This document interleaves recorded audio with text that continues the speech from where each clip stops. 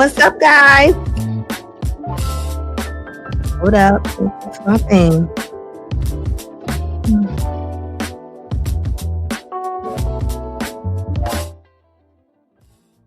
What's good? What's good? Who's all in the chat? Let me see what's going on. What up, Mike? What you got going on? How's everybody feeling today? What y'all got going on? You know, it's all over. Everything's all over the news. They trying to have a little civil war going on. Y'all know how that go. Y'all already know how that goes, right? What's good? Who's all in the building? Who's all in the building? Please, anybody? Hold up. Before I talk about this walking red flag, I want to talk about some things.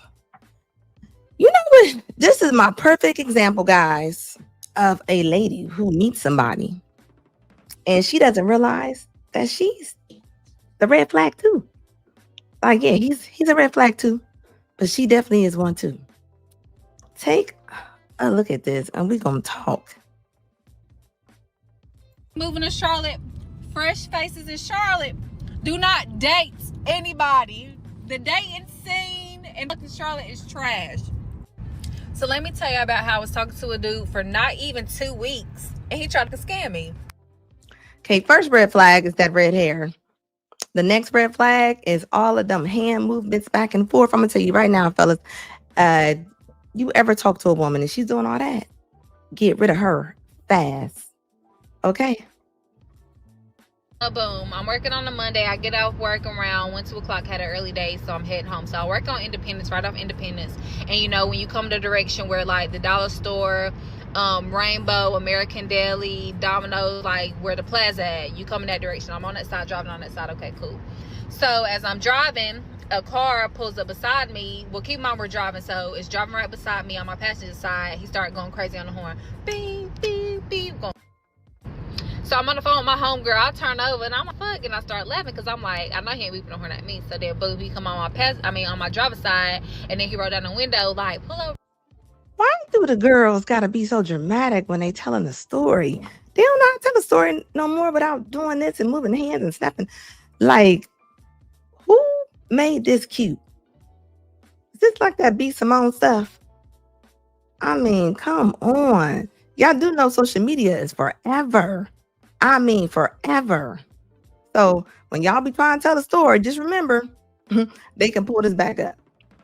Right now, pull up right now, and I'm like, I start examining, looking at him, looking at the car, making sure I won't waste fucking time. Okay, cool. Oh, so she's saying she's checking the car out to see if it's worth her time. She's making sure, but I'm gonna let you know something, honey. People can rent cars.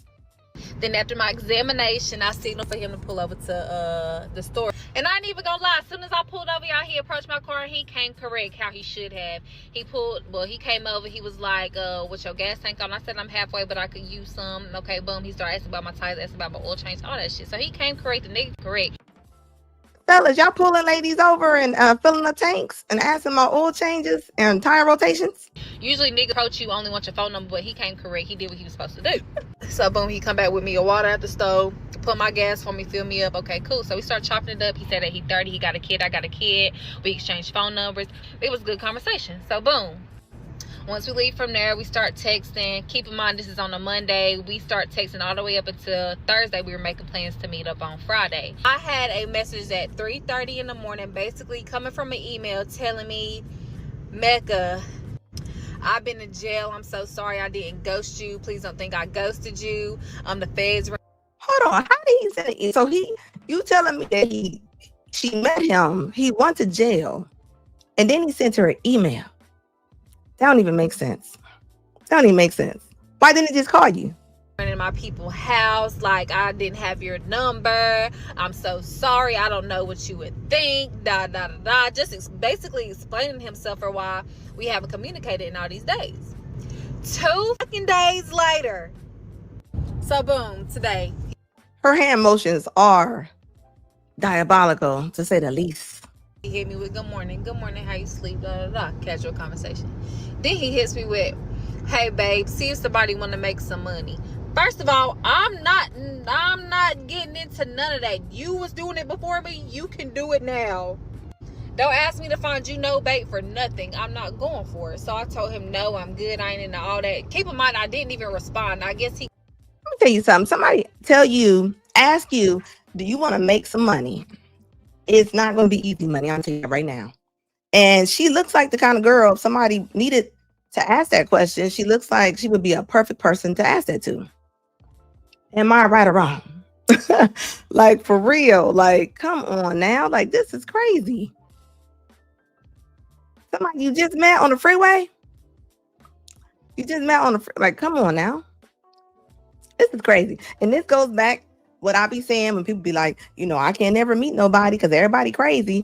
You telling me if you went out with Sharkeisha, because this her name is Sharkeisha right here.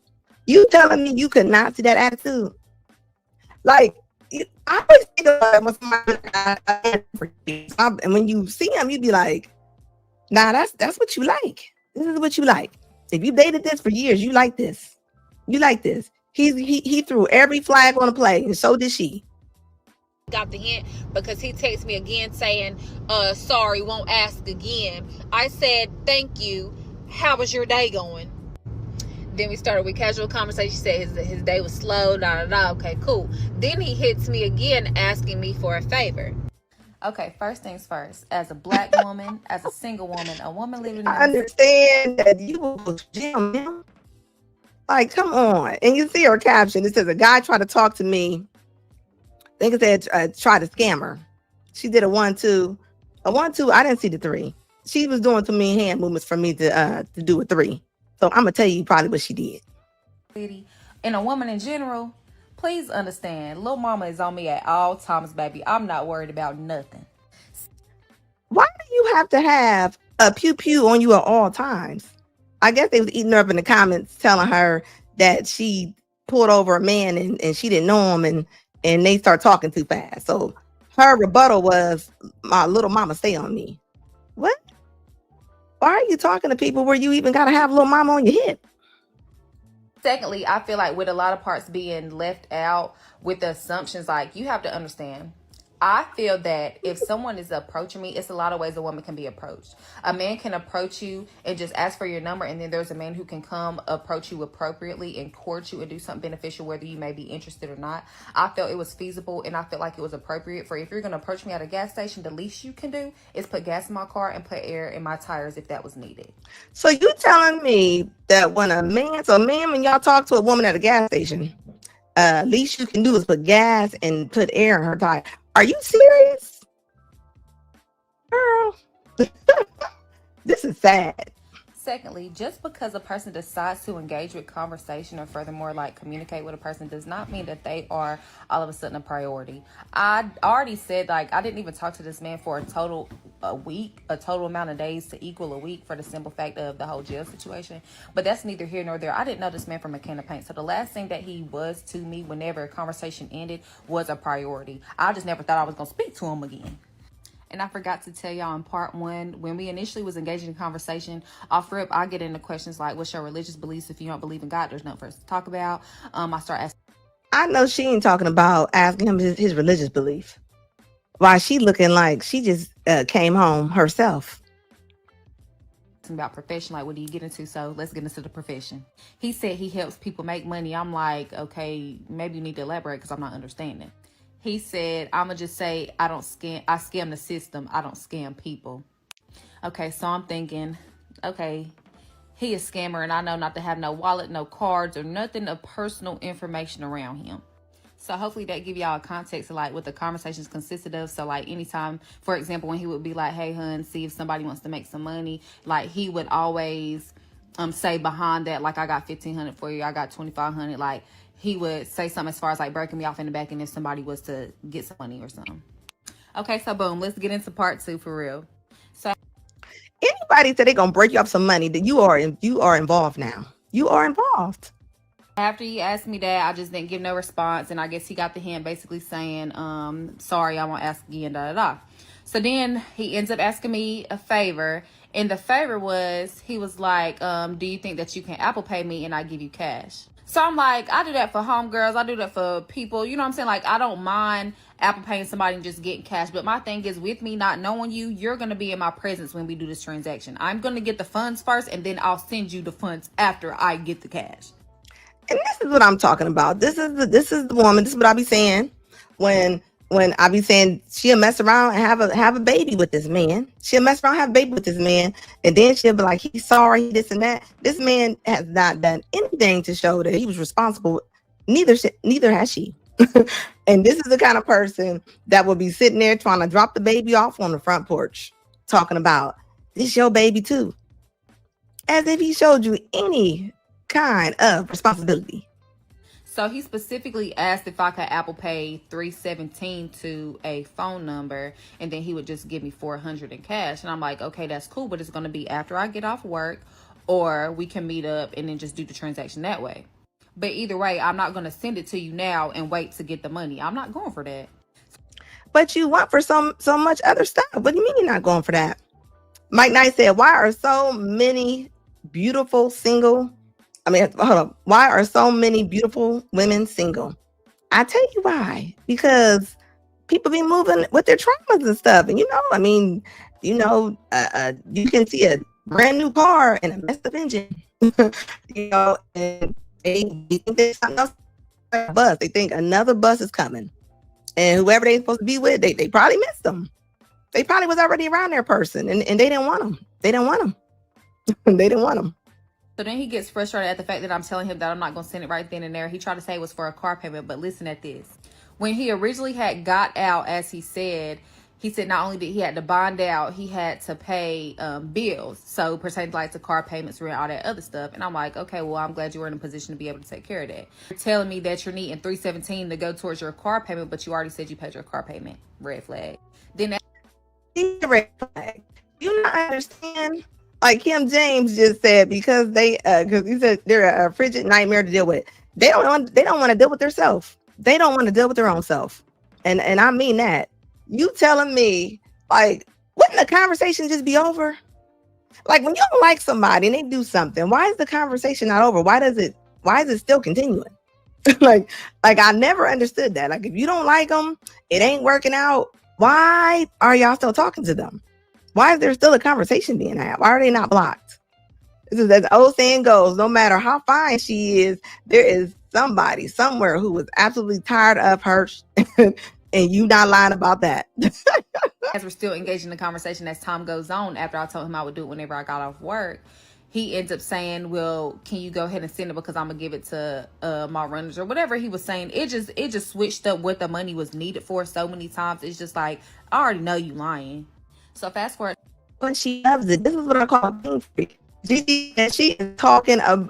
She's talking, but nobody is home. Yeah, nobody is home. Them chairs ain't under the table. So when I finished working, I ended up hitting him up a few hours later, and I was like, "You still need that?" He was like, "Yeah." Y'all know I had to go to the woman's page. I had to go over to the page because I had to see who I was listening to. I said, let me just look at her over there. She middle fingers to the sky. Look, her daughter, her innocent daughter, she got her listening to NBA Youngboy with the middle finger to the sky in front of the mirror. This is crazy. And this is why they single. These are their moms. Who asked that earlier? Why they single? Because these are their moms. This is why. This is why. Just all the trap music and the look. Where is the femininity at? She's a bonnet warrior. Hey girlies, so this is a transparent moment right now. It is currently 5:40 in the afternoon. I've been going all day, strong, feeling good. You know what? I did not know she was this big. From that first part of the video, you didn't think she was that big, could you? She didn't look that big. She didn't look real small, but she didn't look real big. That's why I say when you meet people, you tell them to stand back from the camera and take that picture. Get it on video, because any of them up top shots, I'm telling you, it's going to fool you. Walking. She didn't have the gastric sleeve, so she feeling herself. She feeling herself all day long. Look at her. I don't mind though, and think about it. She's not a bad looking woman, but I tell you what, the tattoos on the knuckles is all you had to show me. The tattoos on the knuckles. A man, not a child, not an animal. That red hair, like, I mean, just think about it. Even her saying that she was actually going to send some Apple Pay. Like, you know, ladies. She said, I would never live with a man. Why would be saying the word man like as if they're saying roach? And I'm a mom. I have one child and I have a dog. It's the first day in months. Hold on, what she say? Hold up. Go back to her real quick. A man, not a child, not an animal. And I'm a mom. I have one child and I have a dog. It's the first day in months I've had a quiet house. Quiet, clean, peaceful, where I pay all the bills. I couldn't imagine a nice, quiet, clean house and some big, sweaty, nasty, hungry man asked me a motherfucking question. Imagine.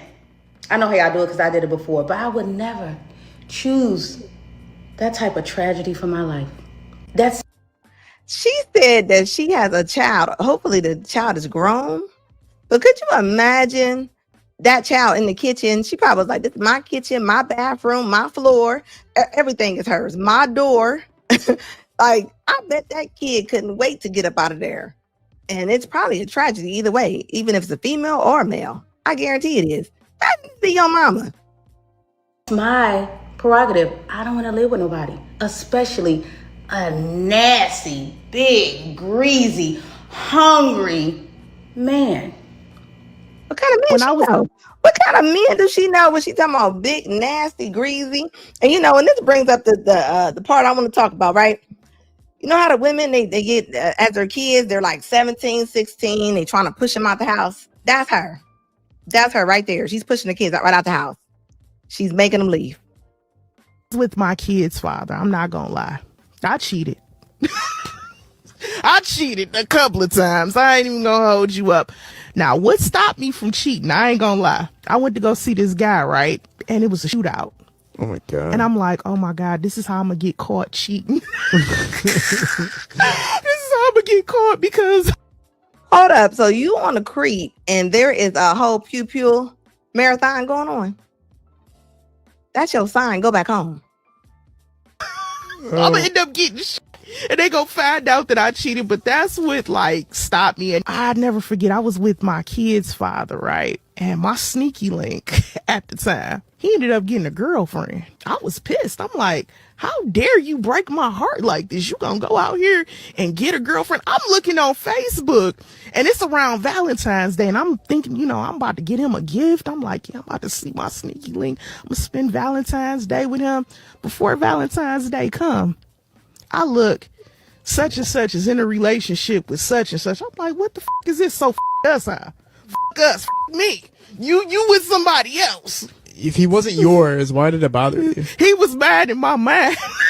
What was the biggest lie you ever told him to go out to cheat? I was always out with my best friend. I would always use my best friend as a scapegoat. We out. And the thing is with cheating, you gotta delete messages. You gotta come up with creative lies. You gotta do a lot of work to cheat. Let me explain something. I don't share my location because sharing my location is how I got caught for cheating. And she just a laughing over. Could you imagine looking at your mom? Imagine you didn't even know how your mom and your dad actually broke up. You don't even know why they got divorced, and you just happen to be on YouTube and you just happen to run across that video. And I'm talking about your dad is depressed. Your dad's sitting there with the dog. He don't even want to be here no more. And your mom is on somebody's podcast. Like that is terrible. Like I just told somebody the other day, when you married to somebody, you ain't just staying with them because of what you like. You staying with them because the kids too. And you sitting there, so now you didn't mess up all the kids' life because you want to go over there and be messing with somebody that probably don't even like you. That man probably don't like her. And look, now the kids gotta be all separated because you want to cheat. Like that's crazy. Ain't like I just don't get it. Like I say, women cheat and really, when women cheat, they really be so emotional. And like, look at her. She fighting the person she cheating with. How that happen? Fight the person that you cheating with. How you jealous of the? It don't even make no sense. It's a control thing. Look, she over there trying to control her little boyfriend's house. Like, make that make sense. Women, y'all got to let up on some of this control. Y'all got to. You can't control everything. You just can't. Y'all, this man just saw me at the gas station. He saw me in line paying for my gas, and then he comes, already had got what he needed. He comes to the pump next to me and walks up to my car, and I hate when men do that. And then on top of that, he sees me like start the pump, and I sit in the car. So he comes up. Is that a wig? What is that? To the window. I roll down the window, and then trying to talk to me. But baby, you saw me in there. You ain't offered to pump my gas. You didn't offer to pay for my gas. Please get the on from my car. And anybody walking up to my car, it just makes me feel like they on some sinister shit, and I don't like it at all. But fellas, if you're not paying or pumping, stay the fuck away from me. Stay the fuck away from women. Okay, everybody know the date. Please. Hold up. So you telling me, once again, another person at the gas station, another person at the gas station is saying, stay away from me. If you ain't paying for my gas, do not say nothing to me. Oh yeah, she was a big orange mess. I know you up. That lady was over there dressed like she probably dressed like her husband. You dress just like your husband over there, and you talking about somebody to stay away from you. Like, wow. That is crazy. That is super entitled. But that's all the videos you see. Women going to Chipotle's, women going out, and what they say. They be like, I met a man and he ain't paid for my food. He ain't gotta pay for your food. He don't even know you. So you telling me that, so if a man see you at Barnes and Nobles, you expect for him to pay for your books? Like, where are they getting this from? I mean, it's a disconnect somewhere. I don't know if the mamas is telling them do this or what, but they don't owe you nothing. Strangers don't owe you anything at all. But you got to think. You got women on here saying that somebody paid for the gas. Man, if you're paying for a woman's gas, you don't even know her. You need to go back in the house. You need to go back in the house. You don't need to come out. It ain't safe for you. And I don't know how you still alive. You paying for strangers' gas. I honestly don't. I have no idea how are you still out here. Terrible. So let's all agree, let's stop dating for looks, and let's start dating based on how much money someone has. And here we go. Another lady on the internet, as they be, talking about let's start. First of all, both of those are terrible. You only gonna date a man for his looks? You gonna be mad at everybody. You gonna be mad at everybody. A man ain't supposed to be pretty. He ain't supposed to be pretty. So if you looking for a pretty man, you about to be in trouble. Like, exactly. Like, I'm like, it don't make sense. You say, hey, like, come on now. As they say, no buns, no bread. No buns, no bread. Oh, let me tell you something. I was on a live earlier. I wasn't on the panel, but I was in TikTok, and the lady was saying, this is why women are not giving up the goods to the men. She was like, this is why women aren't paying you any attention. I was like, they still are paying attention because they're still having babies. So they're still having babies. So they definitely are paying attention. So I don't know who was telling these ladies that. And it was like a couple of different lives that I was in earlier. And I couldn't believe it. Like, I could not believe it. Like, and all the women was like, yeah, because we don't need y'all no more. Like, all the panels was like, because we don't need y'all no more. We making our own money. And one of the actual lives was called, tell me, what is it that we need y'all for? And of course, they had, like, the men was kind of scared. You know, the women was screaming at them. You know, one thing about them lives, when there's women in there, they scream at you. They start cussing. And I think the men, they just literally, I think they get scared. They get scared and they don't know what to say. Gigi said, I'm going to give my daughter that advice. He said, stop dating for looks and date for money. Let me tell you something. You better date. You better find somebody with some character too. Because if that's all you're looking for, some money, you're gonna be in trouble. You're gonna be in trouble. It says, I'm mad at her. Filter. Oh yeah, whatever she look like, we'll never know. We'll never know what she looks like right there because she don't look like that. I'm gonna tell you that right now. We'll never know who this woman is right here. This is the kind of woman that you meet, fellas. You meet this kind of woman out, and you get to the restaurant. You ain't gonna find her. You are not gonna be able to find her because she probably don't look like that. She probably looks nothing like herself. Let's start there.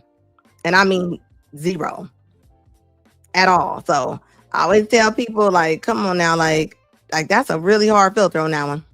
But these be the ones talking about what they deserve. You added me to your life, but I am saved. I've done a lot of work on myself. I've lived outside the country. I've done a lot of the first things in my family, college, the whole nine. And I'm meeting some really good guys, but I am ready to meet a covenant marriage and so I'm curious to know your opinion of what I can possibly do, because I've never seen what I want before in my life from friends and family. So you seem to be right most of the time. So I would love to know your opinion on either aesthetics, just what to do. Let me say, Jhonice, am I pronouncing your name correctly? It's Jhonice. Jhonice. Jhonice, you said you are attracting the men, right? So something, I'm attracting men.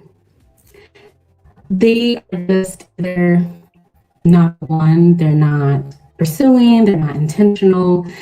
So that means that you're not attracting the men then. I don't know why ladies do this.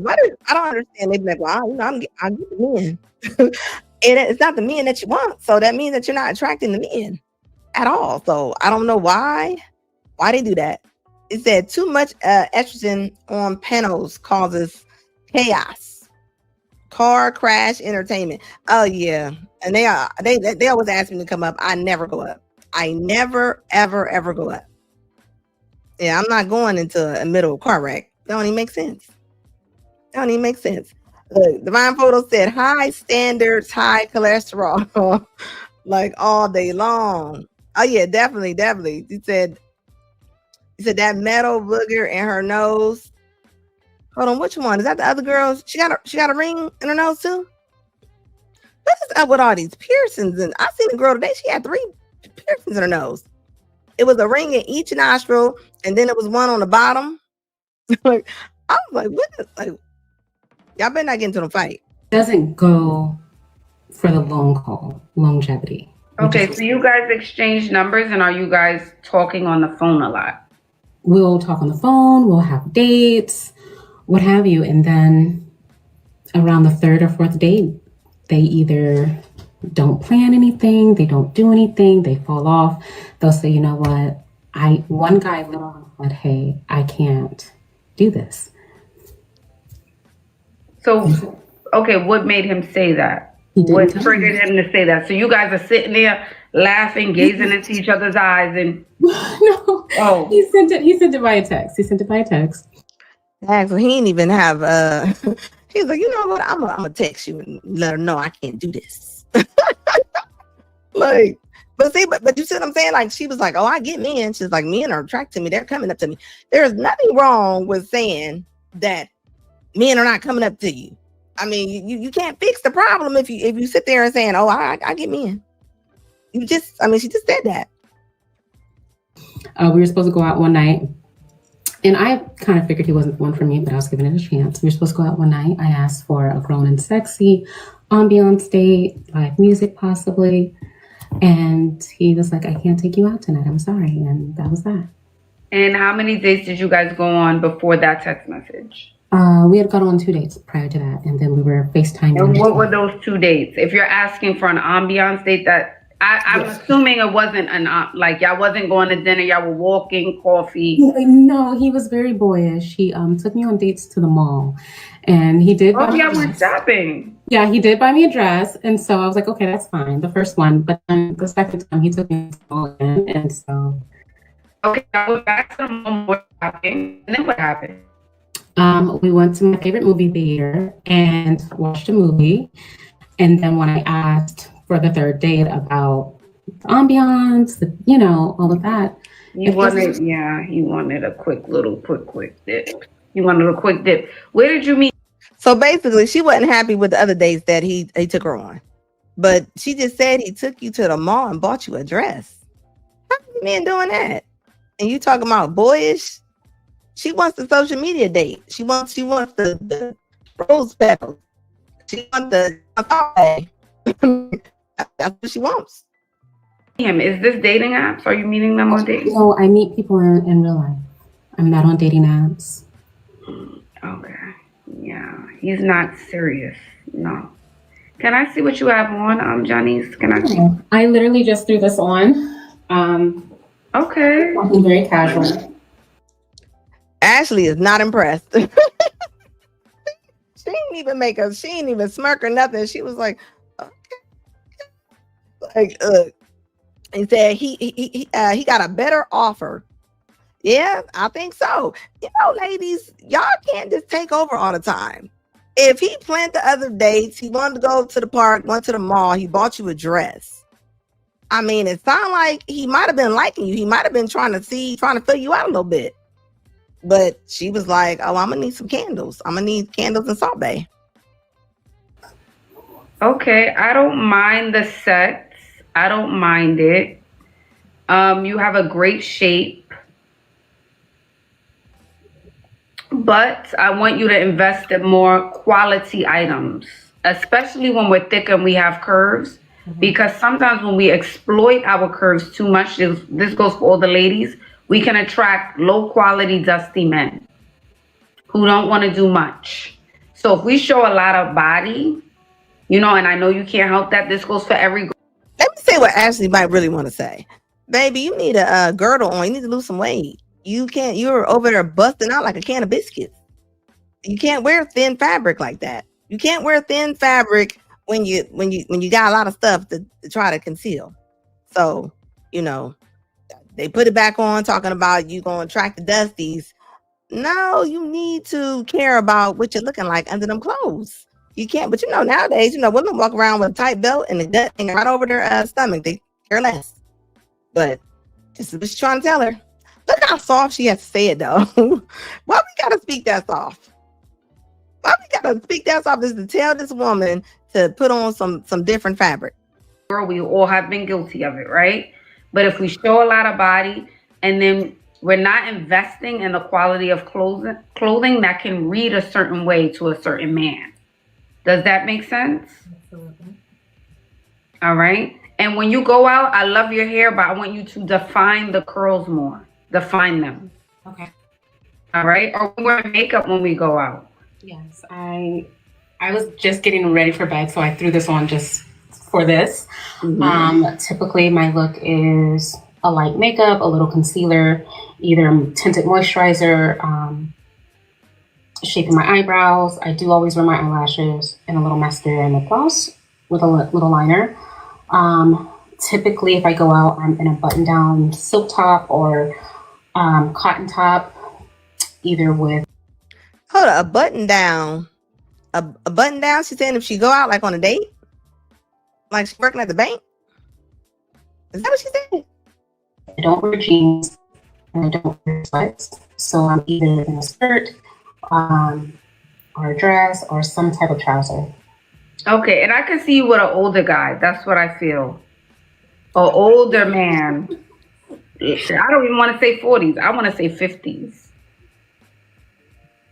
Yeah. I just wanted to make sure I was going up the right tree. That's it. That is it. Oh, I nailed it. Hold up, she in her 30s? Okay. Yeah, that's what I button down moo see for you. And I see your style being very like old Hollywood. Pretty, feminine, flirty. That's what you need to lean into. Like you show the curves, but in a Marilyn Monroe, Diane Carroll, Betty Boop feel with a modern twist. 1830s.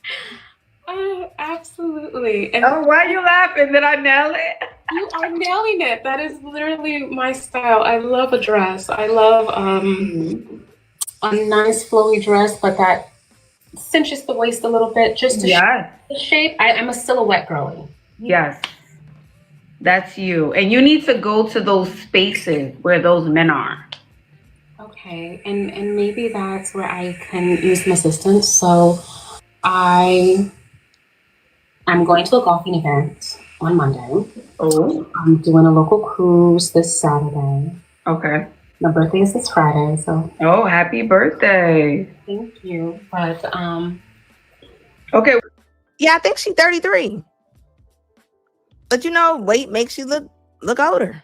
So I think she's 33. What are you wearing Monday? What are you wearing for golf? What are you wearing? So Monday, I am still figuring that out, but I have a tennis skirt and I have I think I'm either going to wear my cardigan, like a button-down cardigan, or either a tennis top and throw over a sweater around the chest. I haven't quite sorted it all out. Okay, that's amazing. Okay, really define your curls. Define them. Okay. I want it to feel like Essence magazine. Okay. Type of vibe. You know, hair blowing in the wind, curls blowing in the wind. And you know, she's not a bad looking lady, right? If she loses maybe like 35, 40 pounds, that's going to make her like a totally different looking woman. Makeup, you know, on. Okay. That's perfect. Anything else I should do? Put yourself in new environments where you're not meeting the same men you were meeting, you know, the last couple of dates. We can't go back to those places. Those environments, absolutely not. Okay, and let me also ask this. Although you look good, are we working out? Absolutely. I have dropped 40 pounds in the last 2 years or so. And congratulations. More. This is the lowest I've been in almost 15 years, so I'm excited. Okay, congrats. Congrats. I still want you to keep going. I do. I'm gonna need the mothers to start talking to the daughters about this. It shouldn't take social media or people to talk about this. There's no way that this lady should be 250 pounds in her 30s at all. I'm sorry, we got to start talking about it. It said dating 50 years looking for a community. No, I think she's in her 30s. Y'all, she's really in her 30s. I'm serious. Like she's in her 30s. Like she really is in her 30s. Like seriously. I mean, she said the man took her to the mall to get a dress. I mean, 33. She said, damn, she's 40. Yeah, she's in her 30s. She's in her 30s.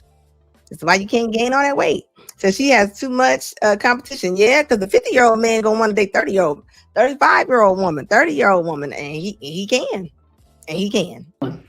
Okay, I'm not saying you need to look Ozempic skinny, but I see the potential in you and the style. I want you to lean more into that style. Although you're doing the vintage glam, I want you to take it up another level. Okay? So I want you to lose maybe another 20. Let's start there. Okay, we'll do. All right. All right, beauty. Have a good night. You do the same. Thank you. All righty. Yeah. I don't think she's a bad looking woman. I think she just needs to lose a little bit of weight. I think about 40 pounds all day long. She's going to get a whole new wardrobe. The main reason it's hard to date when you're 40 is because men our age, they don't look good. Number one, they never use sunscreen. That's why their skin looks much more wrinkly. And number two, they drink a lot. Oh my god, most men drink a ton. And they think they look good. They don't. It ages them so much. So it's hard to find a 40 plus year old man for us to date when you're late 30s or 40. And also, if you have your own money, then, I mean, what's the reason to date them, right? So she said that it's hard to find a 40-year-old man. She said, why is it hard to date when you are 40? Because you get what's left. And whoever is not already, if they're not already married, they tired. And they ain't going for it. and they don't want to date. They might just want to see you at nighttime. Don't make it right. But I'm just saying, I mean, I'm being honest. Like I tell people all the time, you get what's left. So if you got divorced or you had to come out back out here, you get what's left. I mean, I don't know how else to say it. If a Brinks truck popped open and all the money fell out on the street and everybody came to pick up the money and then you waited till you got off work, what you think gonna be left? Probably not too much. I mean, and that's the way you gotta look at it. That's the way you gotta look at it. Look, Albert said, absolutely not. Look, absolutely not. It says, Anna, why are you lying? She looks older. She looks older than 50. It says, I've never had a problem looking younger than I am despite my weight. Yeah, I mean, some people care better than others. Some people care better than others, okay? She said, nah, Anna, she is a stupid idiot dating a 50-year-old man looking for a commitment. I mean, it might be somebody out there, but I mean, your chances, you get what's left. You get what's left. That's all I can say. This is the Russian vampire. She's a Russian vampire. And you heard her saying this. She said the men are sloppy and fat. A sloppy fat man gonna be able to find somebody faster than a lot of times than a fat sloppy woman. I look at it all the time. I see tons of big old guys and they get the women they want a lot of times, especially if they got that job, they got that career. I'm just saying that they do. Men normally tend to date down. Women don't even want to date at their level. So take that. I'm just saying. It says not trying to court, but I'm not trying to court y'all at 40. Yeah, people ain't trying to court at 40. Look at her, and she got the little old woman dress on. I ain't never seen a cheetah print lace open all the way in the front. I never seen that before. I've never seen that kind of dress before.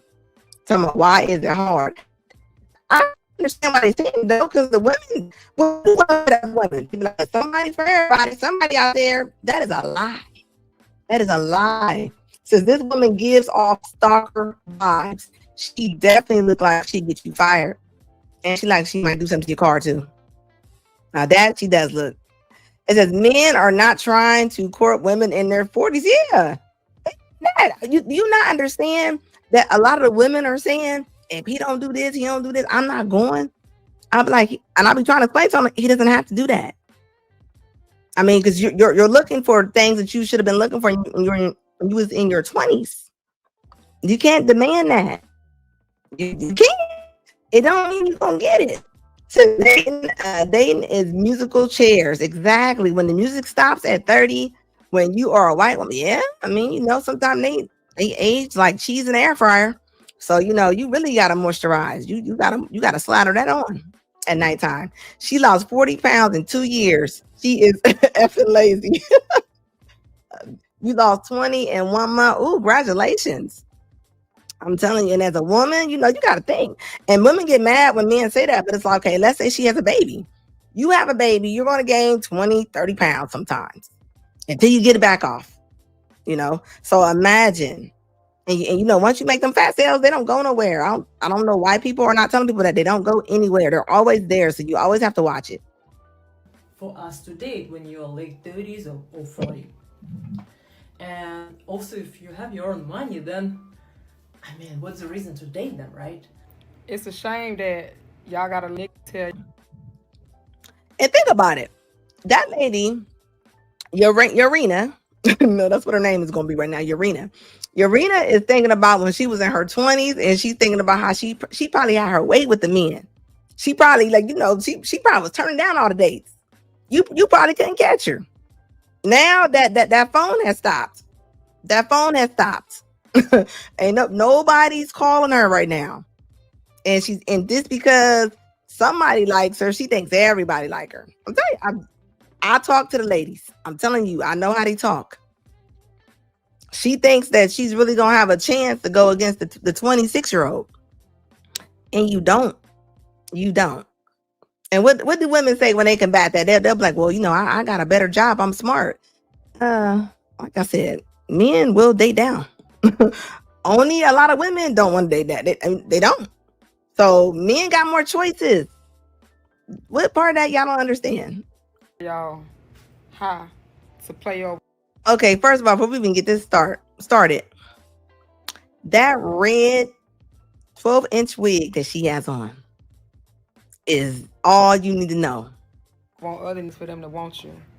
I know I've been telling y'all, that's why I said never date just one, but y'all didn't want to do that. Y'all said fuck it, y'all want to be good women and all that. Okay, good women, they always finish last. I ain't never told nobody I'm a good woman. I'm your motherfucking heartache. Let me tell you something. She ain't never got to tell nobody she a good woman. We can tell.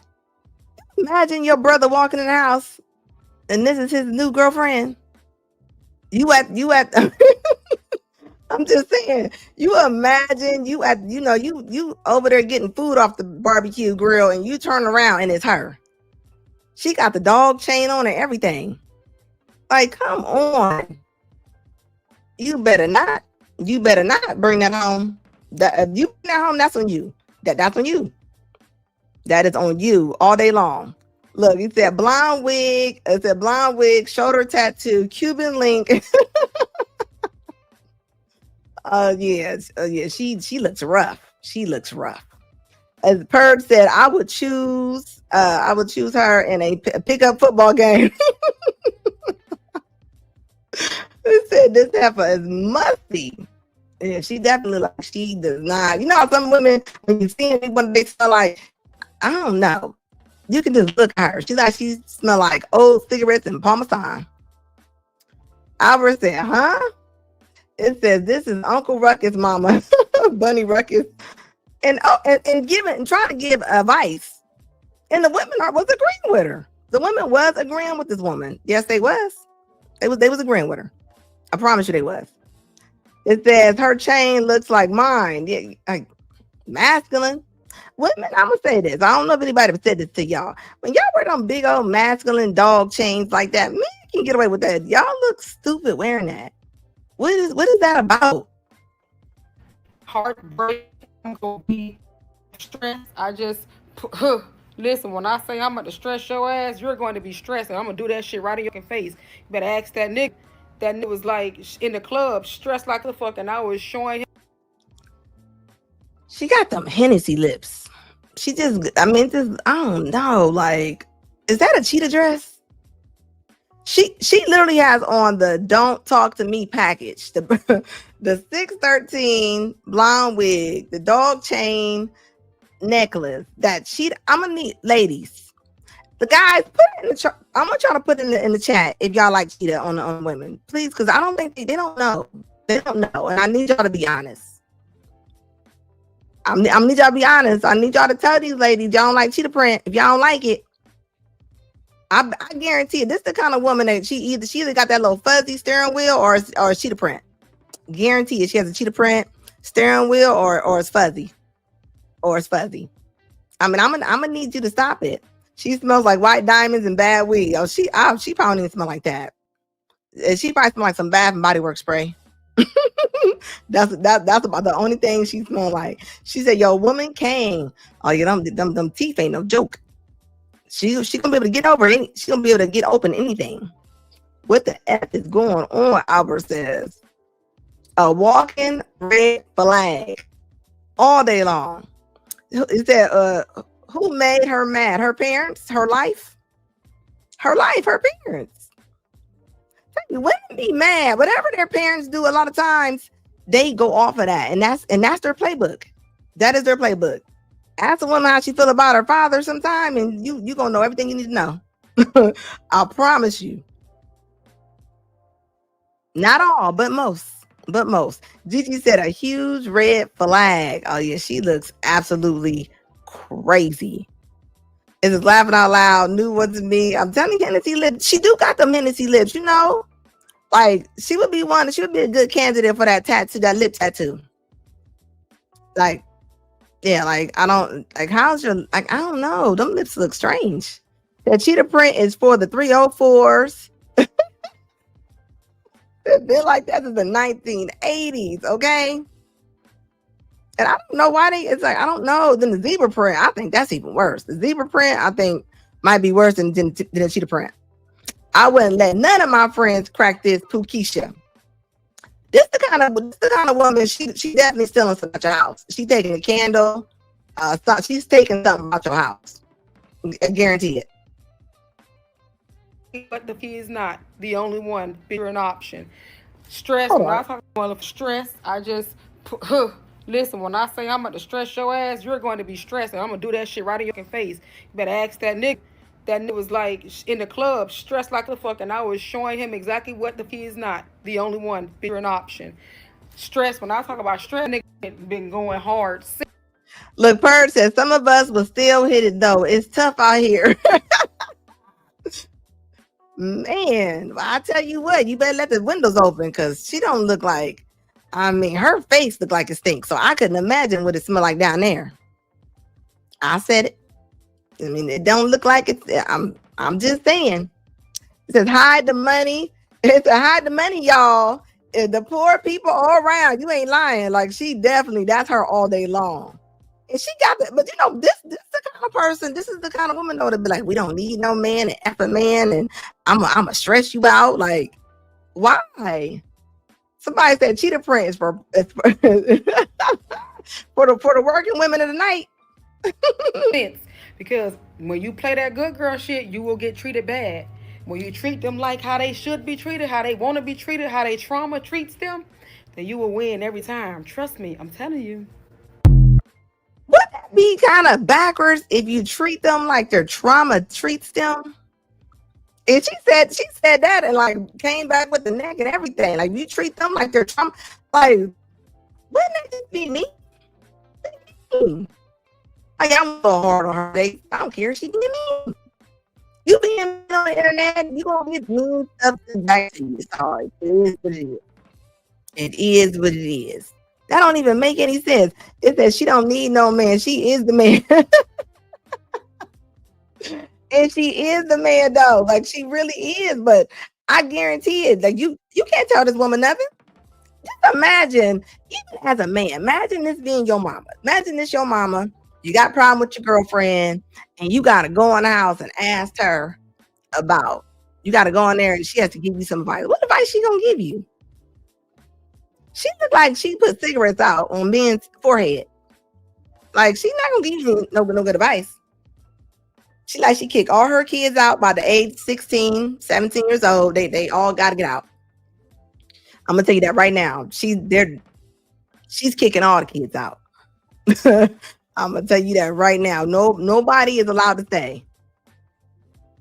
She looks mean, so that works for her.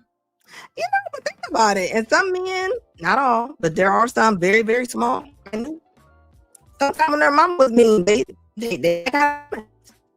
I've seen it. I know pain freaks.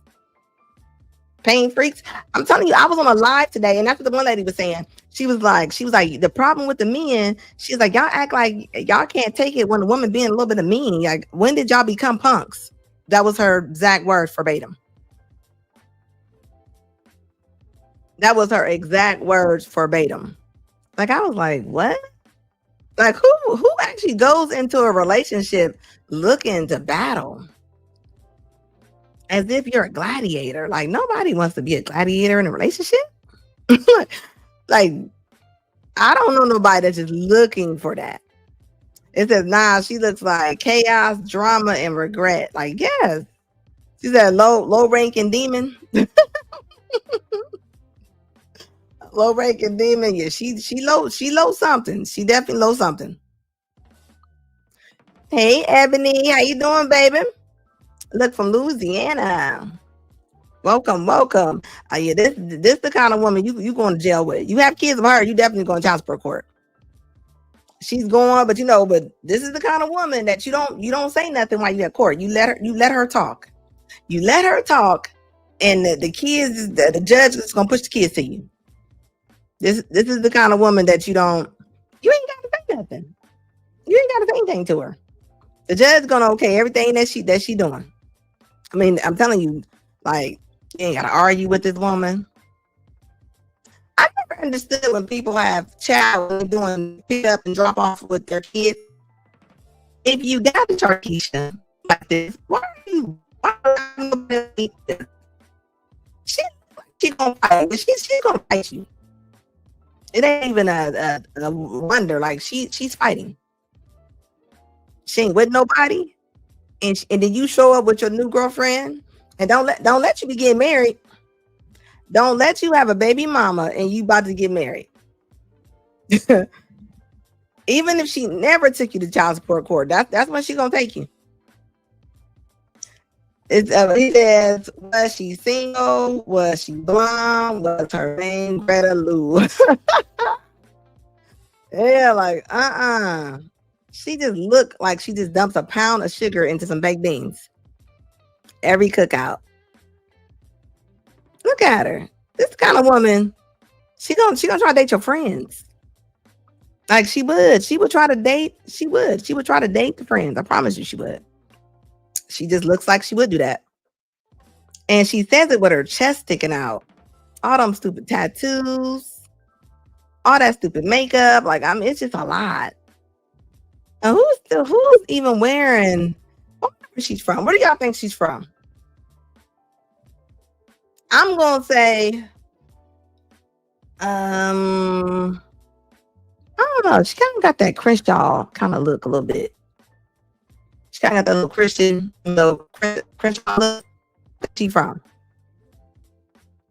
It says the woman from the live I'm talking about. Oh, Greta. Hello to all the non-delinquent people. Man, I'm telling you, it's so crazy. Like, let me tell you what I was saying in the live. I should have recorded it. The lady was saying the lady was like, there's no good men out there, and ladies, we just gotta admit it. And I was like, well, my father was a good man. I said, my brothers were good. I said, all men I know are great men. and the lady was like, some lady, she's like, we're gonna kick you out. I was like, I'm not allowed to say that. Like, oh, okay, she's from Chicago. She kind of do look like she's from Chicago. Nah, I ain't gonna lie. She do look like she's from Chicago. She definitely looks like that. Timu Tsukiyana. Oh, she does look like Tsukiyana. She does. It said Timu, another Timu Suki. It's just imagine she got kids. Imagine when she works kids. Imagine what she's saying to her kids when she come in the house. Flicking her little black and mild into her Coca-Cola top of the can. She looks like she be flicking ashes all day long. I guarantee it she does. And she don't care. She care less. And I bet you can't tell her nothing. I should have went down her page and showed y'all her page. Her page was bananas. It says Anna's future husband Skinny is a good man. Where's Skinny at? Look who's on tonight. Where's Skinny at? Every live I go in, Skinny be there. Skinny be there. Team Peterson be there. Isn't it funny how you run into the same people on YouTube? It's like YouTube know your algorithm, so they kind of put people that they think that you gonna like. I'll be in there, I'm like, oh, they don't such and such. Oh yeah, she looks like she fights. She looks like she fight. There was just actual thing that just went on. There was a lady that was picking up her child.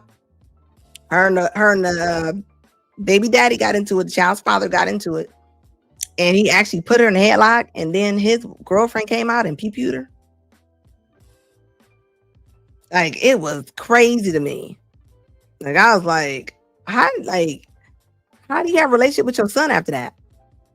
YouTube definitely pushes us together. It does that even on TikTok too. Think about how many millions of people are on YouTube or TikTok. You know what I mean? How do you into that circle? Like, it's tons of creators. Like, tons and tons. So TikTok actually knows like what group they think gonna like each other. And they be like, you know what? I think we're gonna push them over there. Like, think about it. Especially TikTok. I mean, you would think it'd be the same 60 people over there. and for it to be so big. I know they did something today with TikTok about them. About what somebody was buying them. They finally came to agreement or something like that. What's going on over there at TikTok? Something was going down where they was about to do some things. But TikTok is definitely different. I like TikTok too, but of course, I mean YouTube is what I mess with more. It says, how you going to put your BM? And yeah, he put her in a headlock. But I did see some videos though. I seen some videos that he uploaded of some of her interactions with him when she was like picking up the kid, and she was like kind of rough with it. So I mean, still, is no reason for you to be putting your BM into a headlock. And then the girlfriend like popped her like a couple times. Well, I don't think it was one. And that's the thing. It's like where's all the energy coming from? Where's all the energy coming from when the women are wanting to fight? Y'all can't be the man. You cannot. Oh yes, it is. The man pictures. Well, I tell you the live that I was, because I go cruise the lives just to see what they're talking about. It just be nonsense. Matter of fact, now that I just said that, there was one live where the woman was like, "We can do anything that y'all can do." They was like, "There's name me something," and you wasn't no real men on there because they were scared. They was the men who they had in the boxes. They wasn't really talking to them. They was like, "Name me something y'all can do that we can do." I was lighting them up. I was in the comments like, they was like, "Come up." I was like, "I'm not coming up," because I know how they are. Like, you're not going. They're gonna start screaming. They're gonna start cussing, and like them lives, like they be so emotional. They be so emotional when they be on them lives, and they sit on there. Like, I just be like, I don't know. I think some people they're like addicted to pain. I feel like they're addicted to pain. One of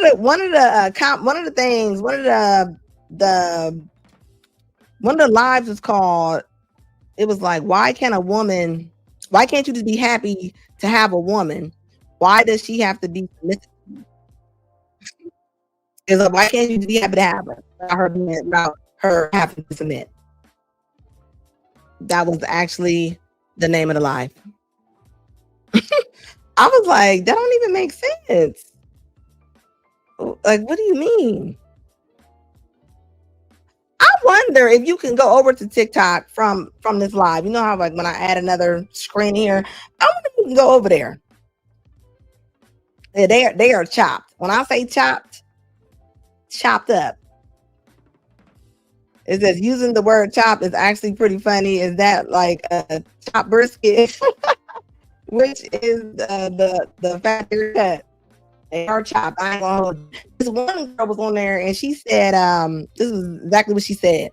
She said, "I will never get married or have kids."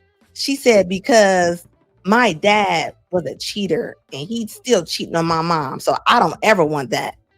And then this man told her, he said, "Well, I see that's your trauma." And when I tell you, she got her every 4-letter word she could.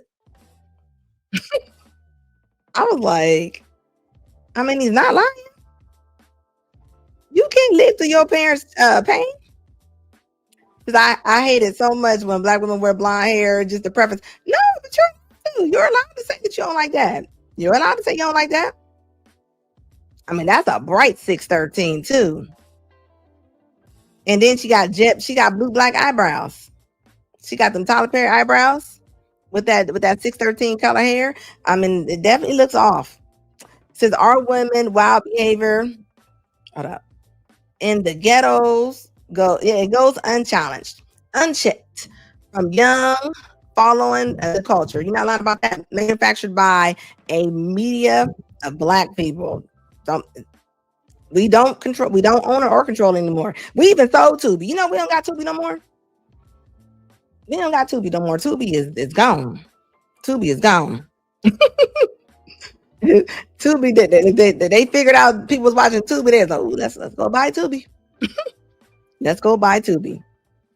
The social media got regular women who are 2s thinking they are 10s. Yeah, and you know, and the host always looks crazy. The host of them shows, if you go in any of them shows, the host looks crazy. You go in there, she just looked like a melting ice cream cone. She always sitting there looking like she's like, I don't know. It's like somebody's putting their trauma out on social media. Says Anna is her beautician. Anna in her beautician bag talking about these shit wigs. They are bad. They bad. Did y'all see the video I put up? Hold up. I got that. Hold on. Let me go find that video up. Matter of fact, I am about to play that. Hold on. Did I send that over here? Let me see if I sent it over here. Maybe I didn't. Let me look. If I didn't, I'm about to send it over here. I couldn't believe that girl with a wig cap on without the wig. She ain't even got the wig. I'm like, why are people that lazy? You just coming out to the car with the actual stocking cap on? Like, that's crazy. You said you late. How many kids does she have? She didn't say how many kids she had. She didn't say how many kids she had. She just said how she was going. She was just said how she gonna take a man through it. That's all she was saying. She was just saying how she gonna take a man through it, and you know, she was gonna let a man know who she was. She said women need to quit being nice to men. That was the point of her video. It's a shame that y'all got a nigga tell y'all how to play over on others for them to want you.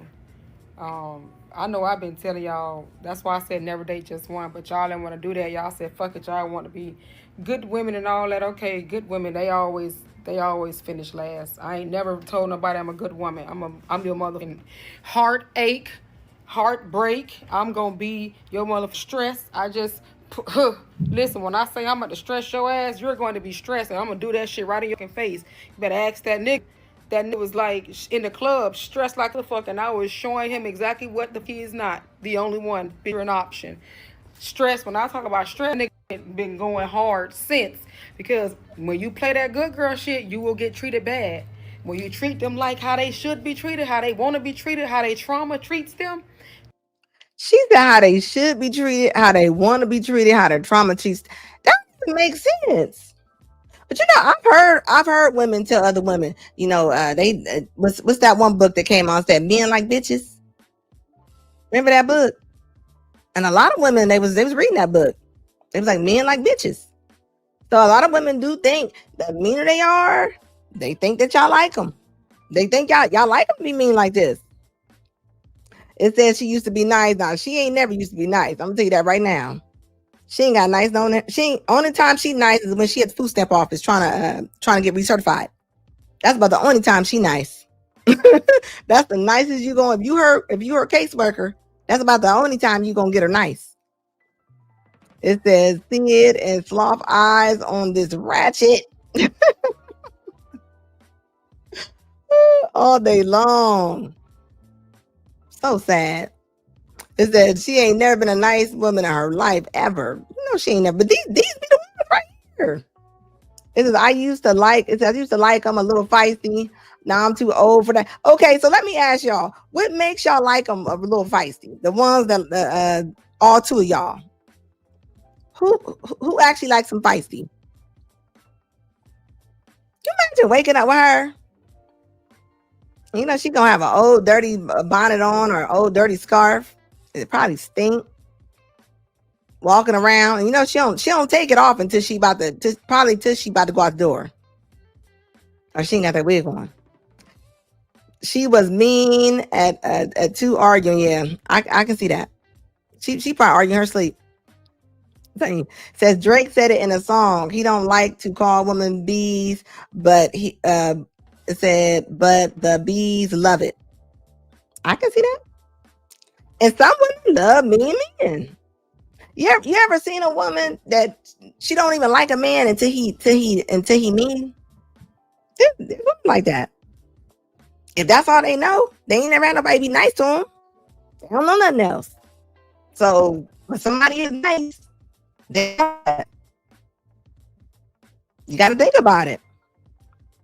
Some of these women, if their parents was mean or they only called them B. So I mean, they think that's their middle name or first name. I didn't seen it. I didn't think women be like, oh, he's too nice. Them women are psychopaths. It says not me. I like them agreeable. And you ought to. And that's the most important thing you ever gonna do in your life is whoever that you decide to make a spouse, whoever gonna be your spouse. That is gonna be your most important thing that you ever do in your life. Like, and that's real talk. That's your better half. That is your better half. He said for sure. What up, Doug? How you doing, baby? It says all a black woman has to do to get away with robbing a bank is to wear a blonde weave. It's all you look at when you're not lying. You can't see, like, I can't even see her. All I see is that you're not lying. All I see is that 613. You can't see nothing else. Got them bank robbery with wigs on all day long. Doug P, I love his show too, guys. I gotta check out it's a couple shows on here. The Purge, Doug. Make sure y'all following them. I mean, make sure y'all grabbing them too. It says, what up, Broken Berlin? How you doing, baby? Somebody was just asking about you. You dropping a link? Yeah, I'll drop a link. I will drop a link. Hold on, give me 1 second. Let me see here. It says, I would not engage with this dusty, crusty, musty back heifer. Look, okay. It says, I would love to chop it up again. Of course, of course. Oh, I got you. I got you on the topic. You see the topic says black women's high standards exposed. Look, they said, what up, Doug? It says, nah, Team Peterson, she's a chess poker. Could you imagine? Imagine her with her filter on her face, though. I mean, the blonde wig, I mean, a filter on her face, it probably makes her look a lot different. Not with that blonde, though. That blonde, you instantly gonna know what you walking into. You're not gonna be able to outwalk that. That's gonna be it. It is what it is. Like, she's not gonna be able to hide that. Now, I guarantee that. That right there, she looks like she fight. Let me see here. Let me try to send this over here. Hold up. Let me see. Oop. Let me see. Hold up. Somebody wanna come up? Let's see. Paste. All right. It's in the chat. It should be in the chat. Is it in there? It says, man, doing great. You still doing your channel. It says, I have a new phone and have to resub to a bunch of channels. What? Oh, no. You lost all the channels?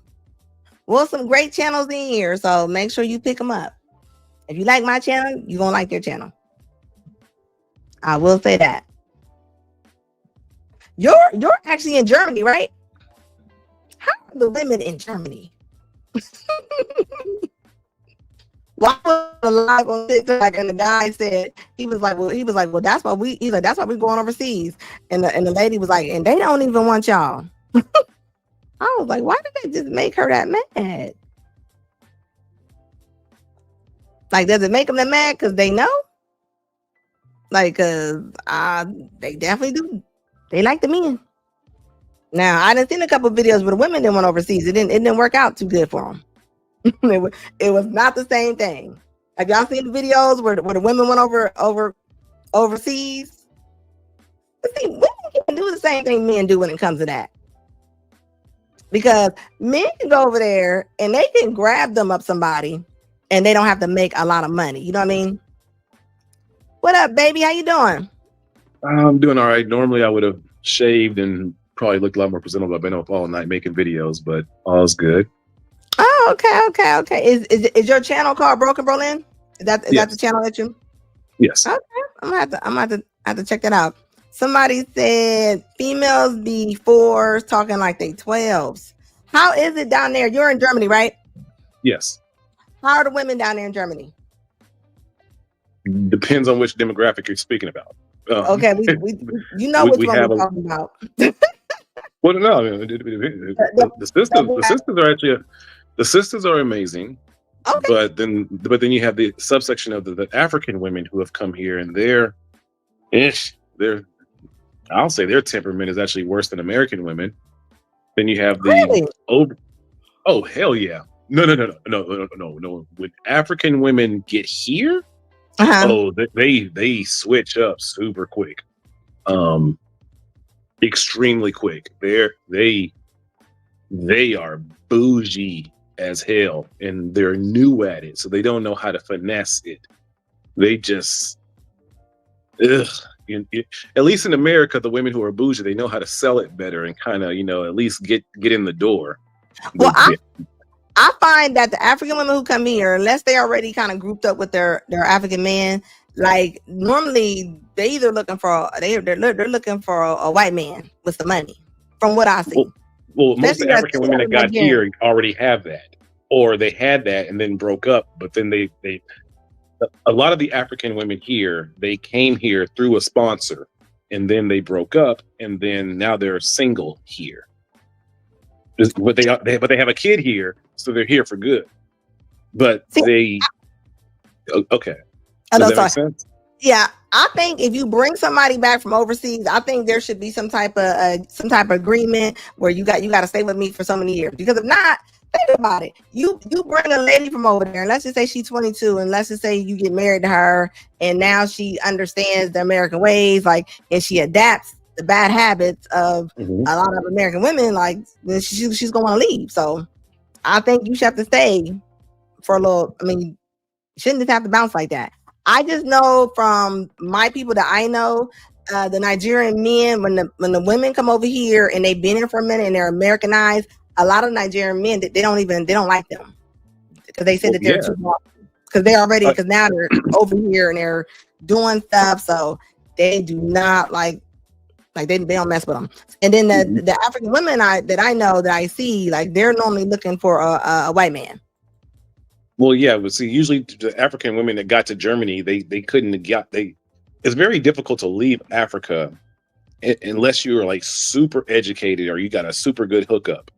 So if you're not like the college educated African woman that was able to travel here, if most of the African women here actually they came here through sponsors, meaning that some white guy really liked them. They came over here, had a baby, and then the breakup happens. But they don't. The kid's German, so they don't take the kid back to Africa where they're from. The African woman stays here. So that's a lot of the dating pool here in Berlin, especially, is a lot of African women after a divorce with children. Oh, really? And yeah, they are not sweet. Well, yeah, because and think about it though, like they're so pedestalized, so they don't be realizing like that's your kid. Like most men don't want to take care of nobody else's kid, so and they don't realize that. And then if they're pedestalized like that in their family, they honestly think somebody else is going to pedestalize them. They honestly do. So it's not so much different over here. The men here in Germany, they do that. Out of all men on the entire globe, German men are probably the most emasculated men on the planet. Really? As far as, oh God, yes. As far as like, they go from mommy's house of like being at German moms are almost as bad as like Asian moms. As far as like that whole tiger mom shit, they are yellers. They are, and so the men usually go from mom straight to wife. They don't do that thing like we do in America where it's like like we leave our mom's house at 16 ready to get the fuck out the house, 16, 17. And we have about maybe 8 years of bachelor or 8 years of us kind of being on our own before we try to get into serious relationships. Here in Germany, they go straight from mom's house. They stay with mom and dad until like 23, 24. Well, I think that's how it was supposed to be. I mean, you think about it. A lot of other cultures, like when I see like Indian doctors and sometimes even African doctors, like if they're not married, like they stay at home. They don't see no sense of moving. Like for what? Well, yeah, but then you're going straight from mommy's house to another woman. Like I don't think you ever really achieve your independence as a man if you don't do that time alone. Where you're trying to figure your shit out and try to learn how to work and try to learn how to maintain your own apartment, then you're not really looking for a woman. You're looking for a second mother, and that's what I think I don't see a lot of guys kind of going straight like from the house and getting married. I've seen women doing that more than men ever have done it. But at the same time, when it comes to ladies, like I know in America, it's almost like they tell you to slut for 20s out. Go and live, go and slut them out. But then when they get their 30s, but we do on the man side, we kind of do the same thing. We tell the men, get out the house and go figure it out. Go make some mistakes. So we tell the women in America, well, go slut it out, go have your hoe phase. And we tell the men, go through your struggle phase, which a lot of times those men end up making a lot of huge mistakes that fuck their life up. I think it would be better if we had the kids staying at home and doing it that way. But in our culture in America, on both sides, the mothers are ready to get the kids out the house because it's usually a single mother parent home and she wants her space. So she's kicking them. She's like, girl, go to school. She wants the daughter out, and she's like, the son, she'll make it so unbearable for him to be around her that he wants to leave. That's our culture. I definitely think, though, when it comes to mistakes and kind of being out there, men are allowed to make a little bit more mistakes than women are, because women mess around and go and have a 304, they're gonna be stuck with a lot of kids. But we go to jail for our mistakes. We get locked up for our mistakes. Definitely. Our mistakes lead to our death a lot more than for women's. So that's why I think as Americans, as black men, us going out, that's when we make the mistakes that ruin our lives. Oh, definitely. And that is true. That definitely is true. That is definitely true. What the Team Peterson said. He said, it says, I'm in StreamYard Studio. Yes. Yep. Right, Doug, you want to come up? Let me see. It says, our cultures go from your parents' home to your husband's home. I mean, think about it. I mean, there was a lady I was just talking to not too long ago, and she was telling me that she was so mad at her mother because she said her mom was telling her when she was 24 that she needed to be thinking about getting married and having kids. And she said she was so mad at her mom. And I said, now your mom was telling you right. Because you don't want to just be, and a lot of the culture told the women they didn't have to do it until they was 30. That's what a lot of women thought to their mind. Like, I ain't got to do nothing until I'm 30. And then they're 30. And now it's like, what? There's no prospects. And then it's like, where do you go? Because that's what did your family tell you? Oh, my mom and dad told me to get married. My mom and dad told me to get married. Yeah, so they did. My mom and dad was married. They told me to get married. They was in my ear. But what about your aunties and your female cousins? And what did they tell you? They didn't say too much. They didn't say too much. Okay. They didn't say too much. But I know my family, when they did talk about that, they definitely did talk about like getting married and different things like that, which I'm glad they did. And I can tell, like, when I do see people, and I can tell that they probably did not. So that's why I tell people do what they know. So they honestly do. And now this is why you got a lot of women trying to have babies when they're in their 40s. Okay. Well, I did want to ask you this about your overall your statement, as you're talking about expectations. And I wanted to ask you, if I snapped a finger and for some reason filters are all gone, makeup does not exist, and wigs do not exist, do you think that women, especially in our culture, would lower their expectations to probably where they naturally need to be if those three things were not existing? Nope. I think, they'll be looking like Otis, but I don't think they would lower them, because think about there's 300-pound women that are saying what they're not about to deal with. So right, but they still will have the makeup and the hair and the facade. I think those three things, if they disappeared, women their expectations would exponentially lower, because they would start aligning with average men, because they'd realize, no, this is what you really look like. Yeah, but they don't realize it now. So when I say, like, even though they might think that they're looking good with the makeup and the hair, but if the market is saying that they don't, I mean, that's what the market is saying. So even if you could be 350 pounds and look like an alligator, and just because you think you're cute, it doesn't mean that you're going to be able to get that off. So, well, I think the makeup helps them lie. I think the makeup helps them lie to themselves. And I think if the makeup was not there, then they would be forced to see reality, which is, okay, I need to get with an average guy. because See, I look average. yeah, and I appreciate you for being logical, but you got to think women, they don't even look at facts and statistics. I mean, you can literally tell Yeah, them but they're gonna look in facts the and mirror. statistics. Yeah. They're gonna look in the mirror when they see what they really look like. The average woman is about 185 pounds, so they see that. They know their clothes don't fit.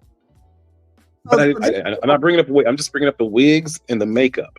well, I'm bringing that up because I'm saying an overall look. Like I'm saying, if they're average 185 pounds and they still think that they should get this kind of person, I don't think if they took off the makeup and the hair, like they would still think that, because if the market is still saying that they don't look good, even with if the men are saying that they don't like the wigs, they're saying they don't like all the makeup. So if they're But they still still sleep doing with. it, But yeah, okay, I feel you. I mean, so if they're still doing men it, say one thing, but if men are still sleeping with those women, then why? Of course, why would they listen?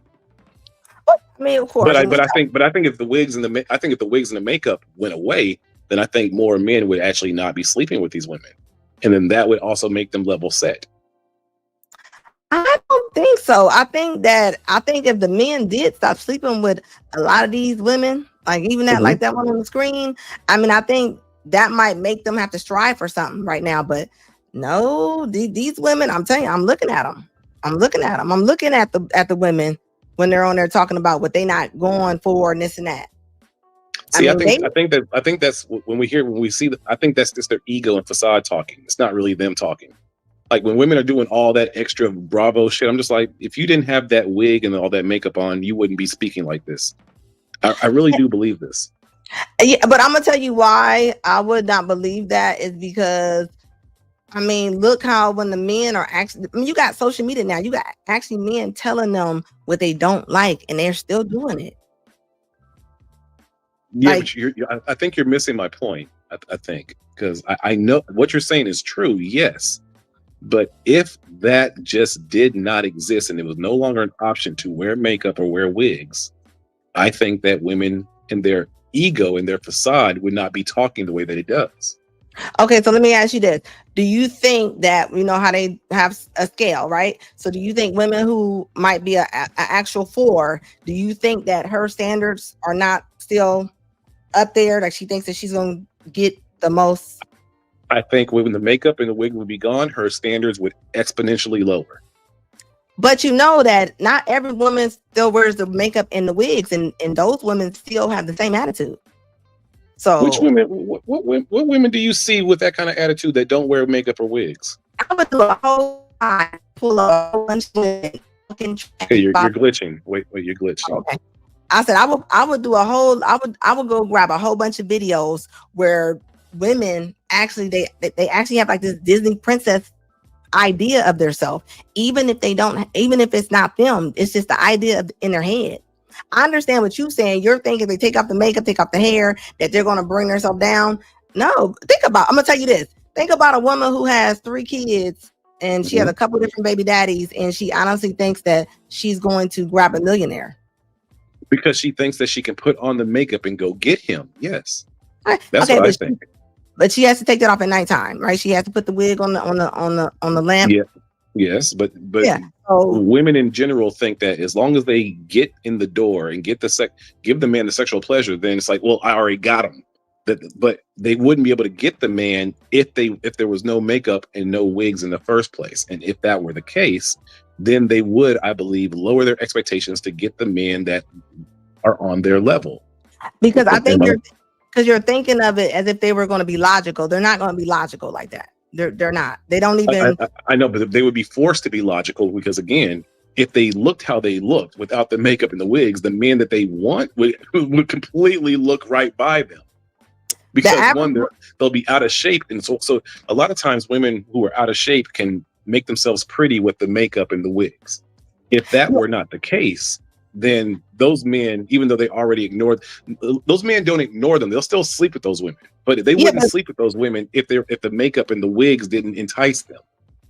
Yeah, and I definitely understand what you mean when you say that, but I think you're missing the point. Like, and the reason why I think you're missing the point is because you have women who do not have it going on. Like the market does not, they're not looking after them. Like, you know what I mean? They're not looking for them, and they still have this attitude of this is what I want, and they're not settling. So I understand I think you're focusing on the wig and the makeup, but you have tons of women who are down here and they be like, they don't even want nobody on their level. They want somebody above their level. They don't even think down. So let me go in here. First off, hey, what's up, my friend? How you doing, baby? And good to see you too. So I was watching, I think it was Anton Daniels, and he was talking to a group full of, a bigger baby mama Black women. And he said, all of you women want a successful, competitive man, but y'all got kids, you're older, you got all this stuff. Why do you think a man should suffer you by being with you? Because you would take that man and you would mess his whole life up, but you don't care because you're selfish.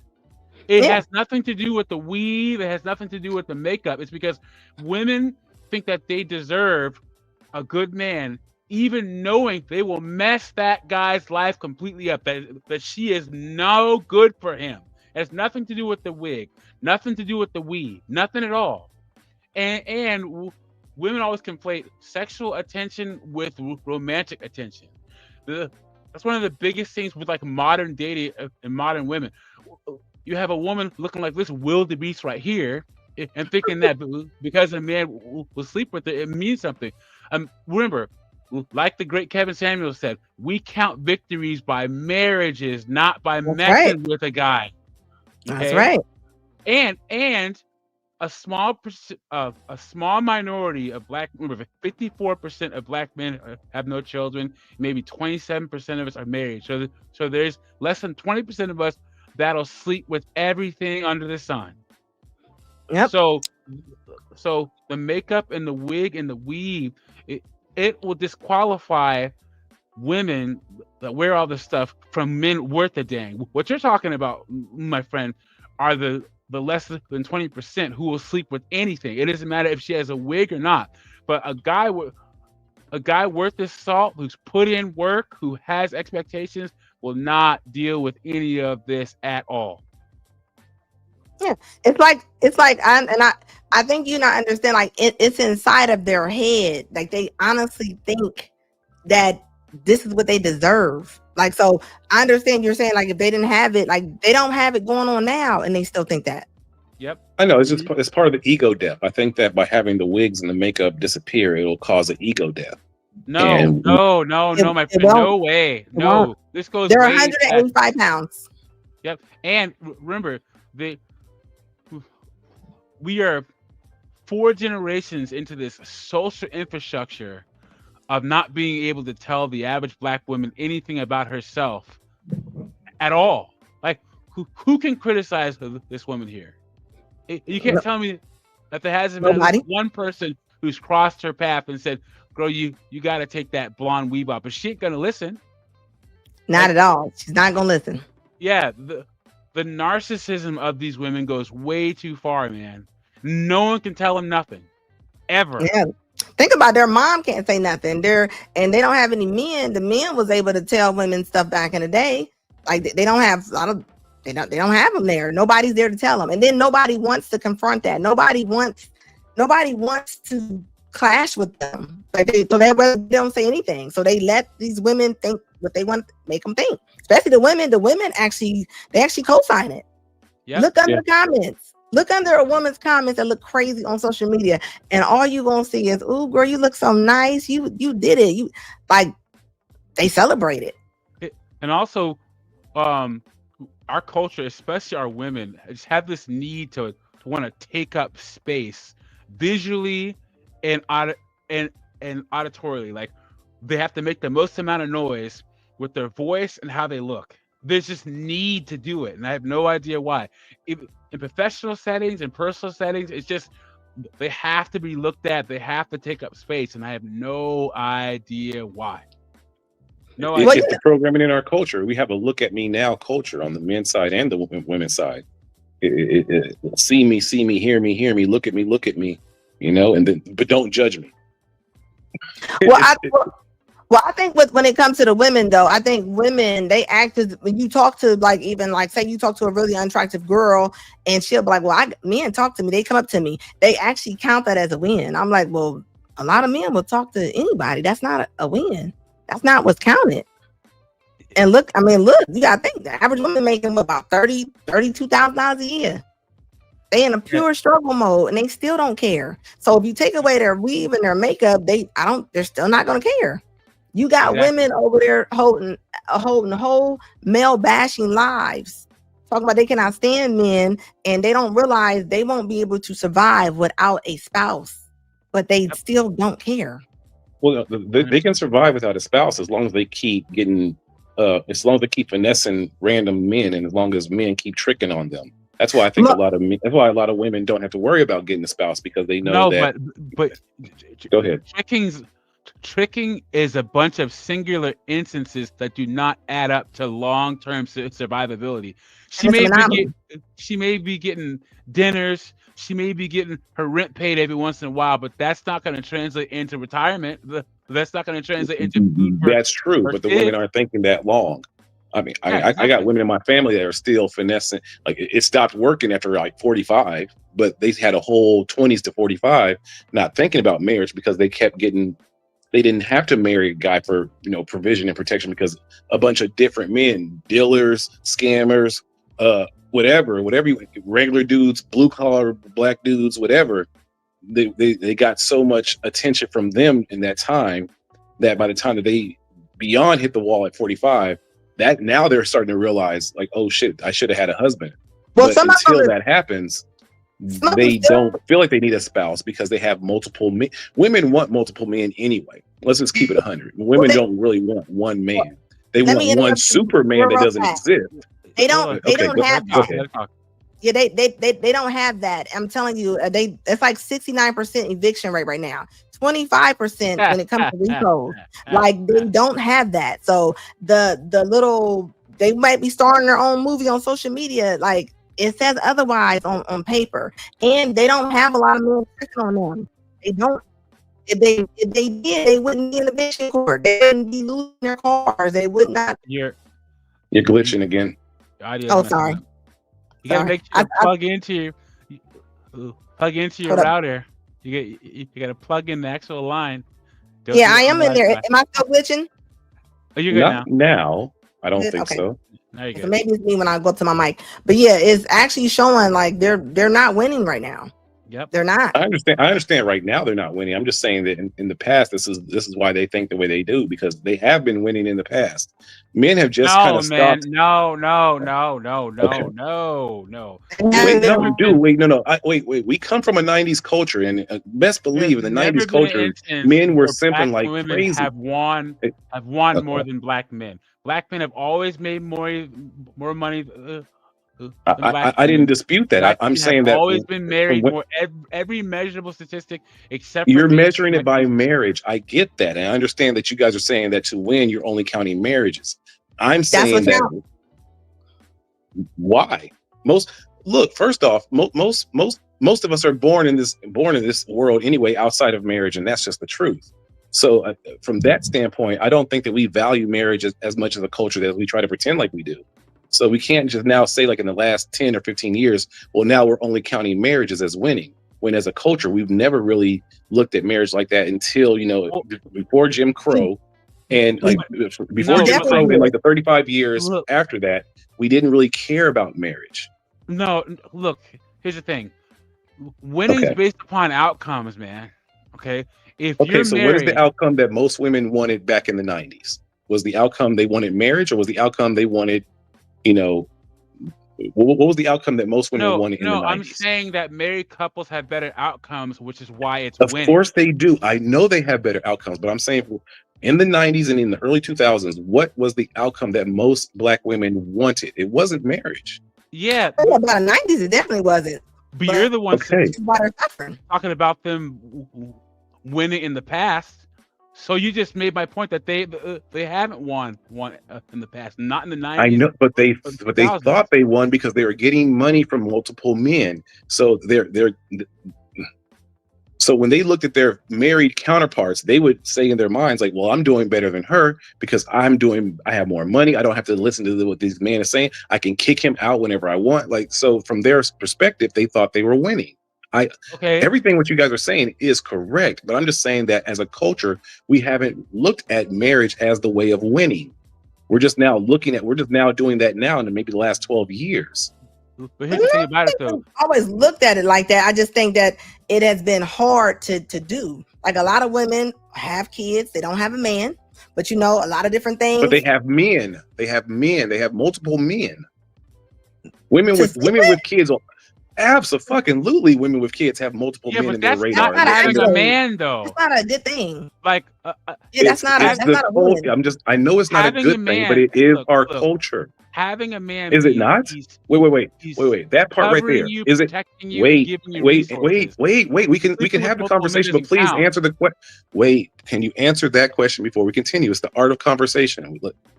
In our culture, do the women see that as a win to have multiple men in their radar doing for them, and they got one dude breaking them off, they got one dude who's fixing the car, they got one dude who's tricking them off and spending a lot of money? Is that in our culture how women win? In the past, I get now you guys are doing it by marriage, but in the past, in our culture growing up, was that not the thing that most women would say that, oh, you're winning by doing that?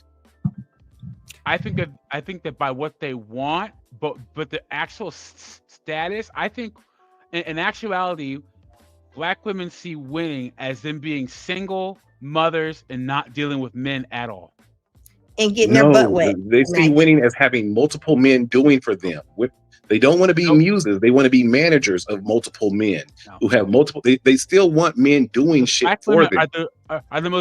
Black women are the least desired women out there. So no men are getting with them. What are you talking about? Yeah, they're not. They're still doing for them. And okay, you're saying get with as far as like getting with and marrying. I get that you guys are using that. No. Black women are the least desired. That's why so many. Here's the thing. If you look at listening. Stats, Black women literally want deal with the top 10% of men. So, but they're still having sex with. Look. I know what you guys are saying, but you're saying Black women are least desired, but they're also the ones that are getting fucked on the most. Yeah, but that's not a win. That's what we're trying to say. That's not a win. But it's a win for her because she's getting the benefits that she wants. If you live in delusionals, if you live in a culture is delusional. Our culture is not logical. We don't have a logical culture. Yeah, but what me and Doug are saying that they're losing though. If that's their win in their head, that's not a win though. Exactly. If they think it's a win, it's a win. Who are you to say it's not a win? I can have a Toyota Camry, and I can think that I'm getting into a Rolls Royce. It's still a Toyota Camry. Yes, their outcomes are losing. We have measurable statistics and measurable outcomes. Freaking Black boys can't read. They're all single mothers. 320,000 Black women got freaking laid off. They make $29,000 a year. That's losing. That's all true. I get it, but in their mind, they'll still think they're winning. Matter. You can doesn't matter. You won a gold medal at the Olympics when you really lost. You still don't have the gold medal. Again, that's the facade. That's the ego. Your ego will not allow you to say, oh my God, I'm in a fucked up situation. My ego is saying, oh my God, I'm really fucking up my life right now. It's the ego. We as a culture need to have a massive ego death. The ego. Okay. But that's almost like I understand what you're saying, but that's almost like he just said. That's like me going to the Olympics and can't do a cartwheel and I didn't win and I walk away and be like, I won, like I lost, like I didn't. But if you have if you got a whole bunch of women around you saying that you won as well, you'll think that, correct? You'll have cognitive dissonance, cognitive dissonance. Yeah, because but the world it's not just you. It's not just you living in this lie. Your entire sisterhood is also telling you to live in this lie. Everyone's celebrating you living this lie. So it makes logical sense for her to believe this lie. Because we're all in agreement that is wrong. Okay, what is which part are we all in agreement that like they're delusional and they shouldn't think that that's winning? Okay, so we're not really arguing because everything. Yes, Black women are delusional. They think that they're winning. What are we arguing? Black men were delusional too. How so? Our entire culture on both. Bruh, the way that we celebrate this, 54% of black men have no children. I'm not talking about just the 65% of us children are in the part. middle We still class. also live in delusion as well, just because we don't have kids, sir. On the black man, if a black man doesn't have kids, it doesn't mean he's not delusional. Wait, He are could you also be saying doing that? some stupid shit. He could Wait, are also you be doing saying some that? stupid shit in the name of capitalism that makes him live in delusion. What? What are you talking about? Like a black So man's wait, delusional because what? wait. Okay, What? you asked me. Wait, you asked me what I'm talking about. Then allow me to at least speak for 30 seconds before you both jump in, and I'll try to make this. I promise you, I'm not long-winded. I'll make it. I'll try to make it full circle and complete. And then Wait, hold after I finish, on. okay, Before you start, Anna, sure. this is Yes. your panel. However you Uh-huh. to continue, go right ahead. It's up to you.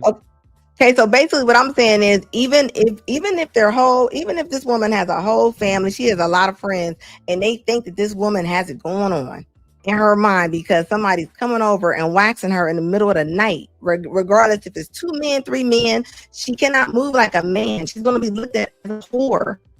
And the facts show it. Look at the eviction rate. They're losing jobs. We have a culture that celebrates whore culture, so she's not going to feel guilty for looking like a whore. Yeah, but we don't care about that. As a culture, do we not celebrate it? We have a very pimp and hoe culture in general. It's the thing. You'll see it in the black church. It's still an ideology of pimp and hoe type shit. Our culture is very pimp and hoe. Ever since the whole blaxploitation shit that kind of came in the 70s and the whole Pam Grier and that whole shit, as a culture, we have picked up this pimp hoe dynamic that's very fucking ridiculous. I don't think the average black person, I don't think the average suburban hardworking black person that The I'm average black surrounded person's by not in the suburbs, is- sir. Yeah, they are. Yes, they are. Wait, the average black person in America is in the suburbs? Yes. No, we're not. The average is lower class, sir. The average black person is not in the middle class. 63% of us are in the middle class. You're talking about 63% of black people in America are in the middle class. I'm gonna look it up. Is that what you're saying? What percentage of black people? I'm asking you. You said 63% of black people in America are in the middle class. I'm looking it up right now, so I'm not wrong. So, but your point though, Broken Berlin, you were trying to say that the women, are you saying that the women are winning because they honestly just think it, because they think it in their mind that they're winning? I'm not saying they're winning because of that. I'm saying they think they're winning because they are told by their sisterhood and even validated by men inside the culture that they are winning by doing these things that are destroying them. Our culture let me compare that to something, right? I promise you, I'm quick if you just let me say it. No, it's panel. I understand what you're saying, but I'll go in the chat. But in our okay, cool. But in our culture, like I was saying, like I mean, they're also telling women that a size 15 is thick. It doesn't matter if they're saying that. of black adults were in the middle and upper income tiers in 2021. Bro, I don't look.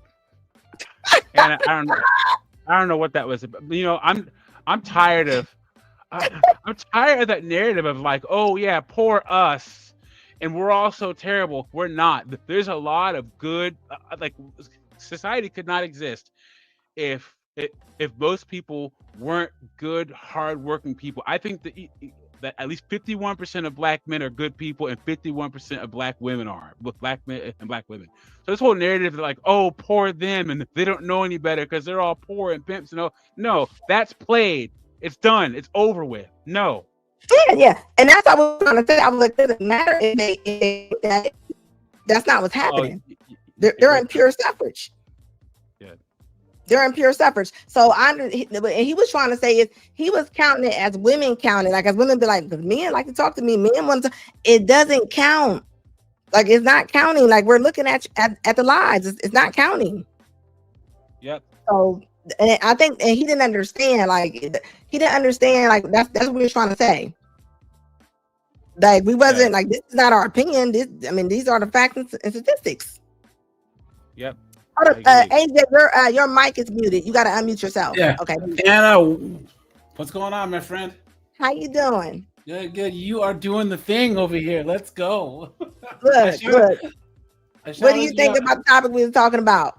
I shouted you out on my live stream because I dropped the link to your channel in my stream because you do a lot of good stuff over here. So I'm Oh, just trying thank to you. I'm trying to spread the word, and you have a very very direct and concise way to speak, and you don't beat around the bush. And I think that some of the people that are trying to spread your message, they're still trying to be a little bit on the fence to not step on anyone's toes. But I'm glad that you're just like, I'm gonna say what I'm gonna say. Yeah, and I do notice. I definitely do know with me being a woman sometimes. Your microphone's messing up a little bit. Okay, I don't It's working out a little bit. Can you hear me now? Oh no, it's still messed up. No. Still messed up. Let me see. Hold up. Let me move it over. Let me see. How's it sound now? Check the cord. Is it maybe it isn't plugged in all the way? Maybe. Let me see. Maybe. Try it. Okay, now you sound good. Yeah. Okay. Sound good now? Yeah. And I think it's just like, I think we live in a society where you're not allowed to tell a woman that she looks bad. You're not allowed to tell a woman that she's being a bad mom. You're not allowed to tell a woman that her attitude is terrible.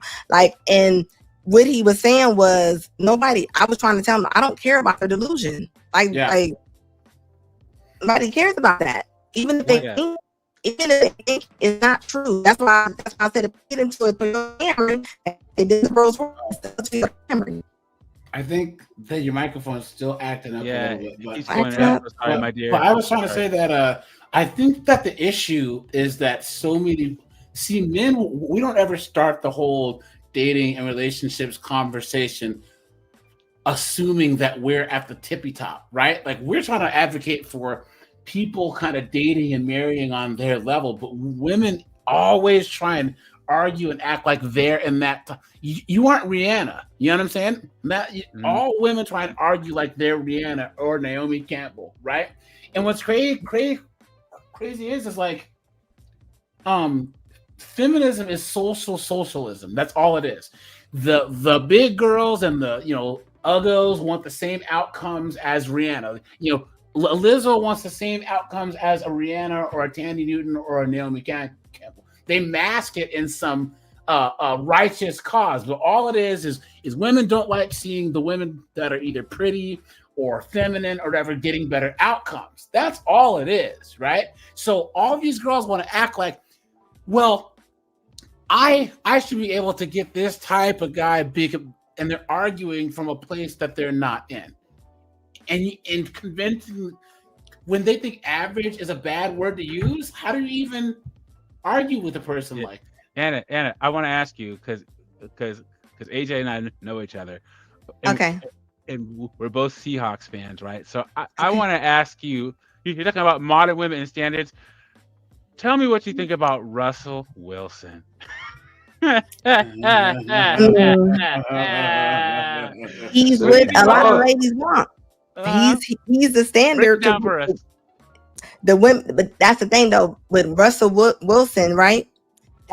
It's kind of a bad thing when it comes to a lot of women, because that's all you hear women saying is, "I want a Russell Wilson." And like, what does that mean? They think somebody's gonna come save them. Yeah, but break the whole thing down. So, like, when a woman says, "I want a Russell Wilson," what is she really saying, like, standard wise? Well, Sierra was a struggling singer. She didn't have no career. Like, what was she about to do? Her biggest thing is Russell Wilson, right? So a lot of women and people, like it's almost like when they say Janet Jackson had a baby at 50, they use the anomaly and they ride that wave. Yeah. And what do women say? Even on Kendra's show, I heard women say, "Well, I mean, if he's a Russell Wilson, like, that's not possible." And yeah, everybody says that he's a simp because he saved her and he picked up somebody else's child, and that doesn't happen. Yeah. So he is the captain. He is the Captain Save him of the internet. Let's go. But the sad thing about it. How y'all doing, by the way? How y'all doing, by the way? How you doing? How you doing? First I heard. Yes, the sad thing about that is, from what when I see it, it's Sierra. Okay, granted, she had a struggling career, but at some point she's a celebrity. She's famous. She's in that little area up there. The sad part about that is you'll have everyday average woman. There's nothing wrong with that. You're just average, still singing Sierra's prayer. Like, no. They'll literally be hoping that they'll find a man who got an $85 million contract extension to think that they can actually get those outcomes as her. Very rarely do you see a woman that was dating a rapper to go to an NFL player. And Russell Wilson, he's a multimillionaire, multiple $100 million contracts. But they'll actually think that, oh, I could get a man that got $100 million contract. It's like this cosmic Santa Claus, like it's like something just to wish for. You don't really put any thought into how you're gonna get it. So Not only do they I think they it's can very get sad. themselves, I like that. Not only do they think that they can get themselves a Russell Wilson, but they can do it after they've whored themselves all over the place. They have an OnlyFans and they have a bastard kid from another man, and they can still get a Russell Wilson. Yeah, insane. Well, that's the game plan. Have kids indiscriminately when you're young. All your useful years, all your youthful years, and your productive years are spent having kids with men that you don't want to marry. And then you find a man later on in life that's going to take care of those men's responsibilities. It's the same old playbook. And I just want to hit one part with the brother that's dropped down with saying, I kind of find it hard to kind of catch where he's coming from, where he's saying they're thinking that they're winning. No, they know they're not winning. If they know they're not winning, the evictions, the repossessions, the crying online because their SNAP benefits got cut. Like there's no loans. There's no way that I could just in good faith you say that they think they're winning. They know they're not winning. That's the whole point. They know they're not winning. Yep, exactly. You know how they think they're if the way that he was explaining it, I was like, it's like some rotten meat that you put in a Tupperware bowl and it's still still rotten away, it still stinks. But you put it into the bowl and you think the meat don't stink, it still stinks. Yeah, I don't understand it. Yeah, that's what I said. They know they're not winning. Go ahead, my bad. Go ahead. But the whole thing about Russell Wilson is she's not even Sierra's type. If you look at all the other dudes, 50 Cent, Bow Wow, how are you gonna take seconds after Bow Wow? Come on, man. But if you line up all of her exes, one of these things is not like the other. Russell Wilson, I honestly believe Russell Wilson, he grew up in the suburbs like I did. I'm black, but I didn't grow up hood. Russell Wilson, I swear, he married Sierra because he wants that street cred. He wants to wear the big aviator glasses and try and look like Deion Sanders. It ain't happened. That's not, and he's kind of corny, right? Like, now, I don't think he is, but the people that he's trying to appeal to would call him corny. And I have a question for the entire panel, because Russell Wilson looks like trash the last 3 or 4 years on the field. If he gets cut and he's no longer an NFL quarterback, do you think she will stay with him? No, he got 2 to 3 years and she's gone. I don't know. I think because he'll still have money. But I think she's staying. More. You know what I'm saying? Nah, he got $200 million extensions. And got he's going $85 million extension. So I don't think she's going anywhere for the simple fact that, and I think Russell Wilson allows her to be 100% her, no boundaries, no fence up, no, you know what I'm saying? So that dynamic for her and him, I don't see it going anywhere. I don't see Russell Williams being the confrontational type guy that's going to be like, hey, I ain't really feeling this. I don't really like that dress you wear. I don't think he's that type of guy, especially if he's still, what is he, changing his last name? Future's son last name to his name.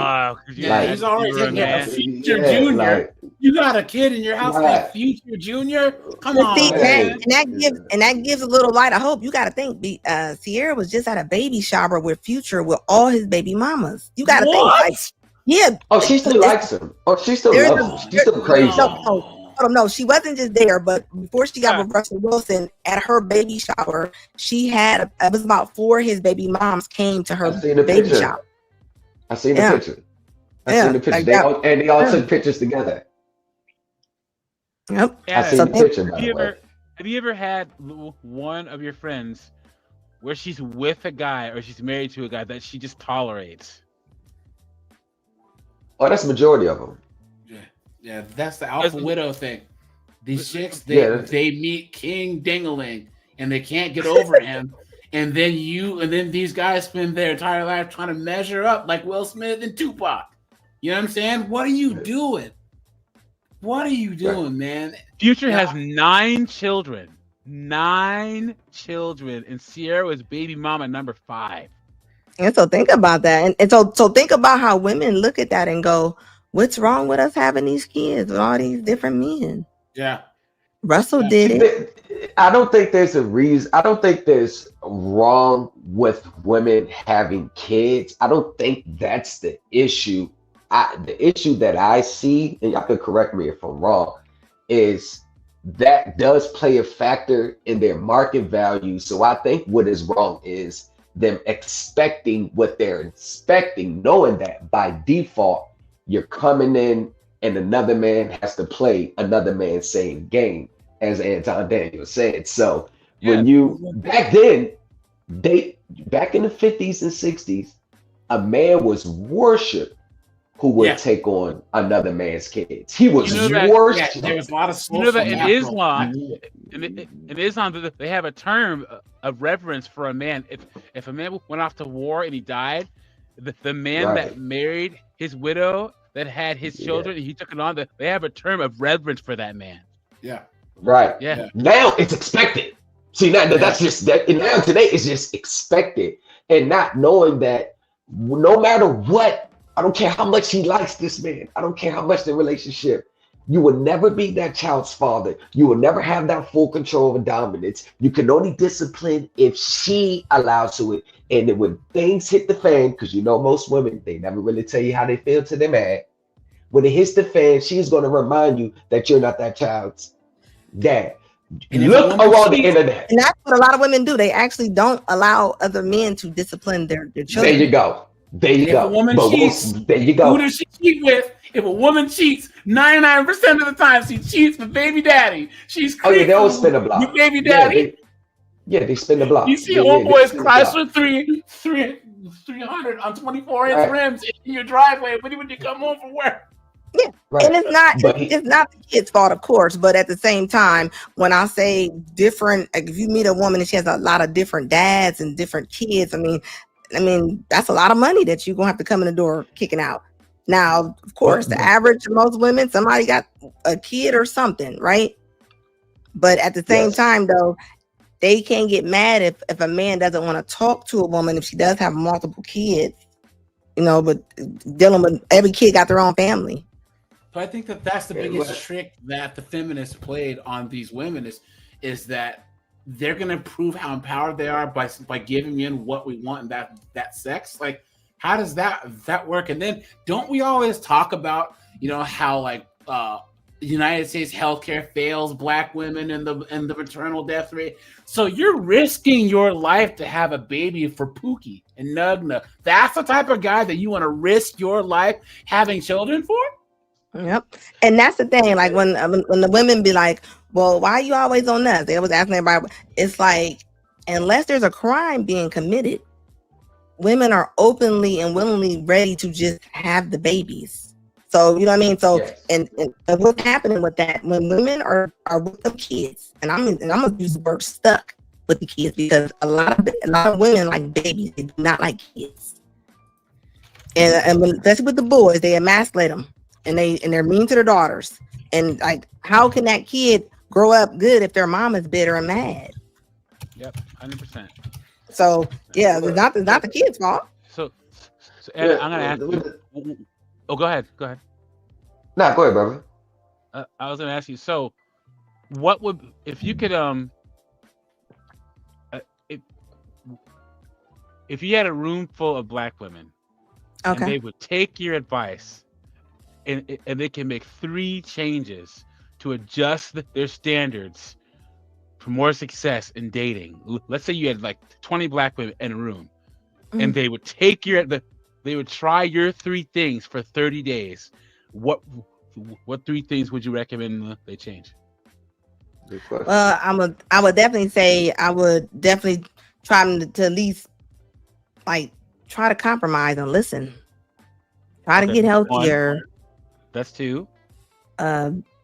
Be more feminine. Like being your feminine. Like don't be so overpowering. Okay, and then when they make what would you tell them that making those what kind of outcomes would you how am I going to put this here?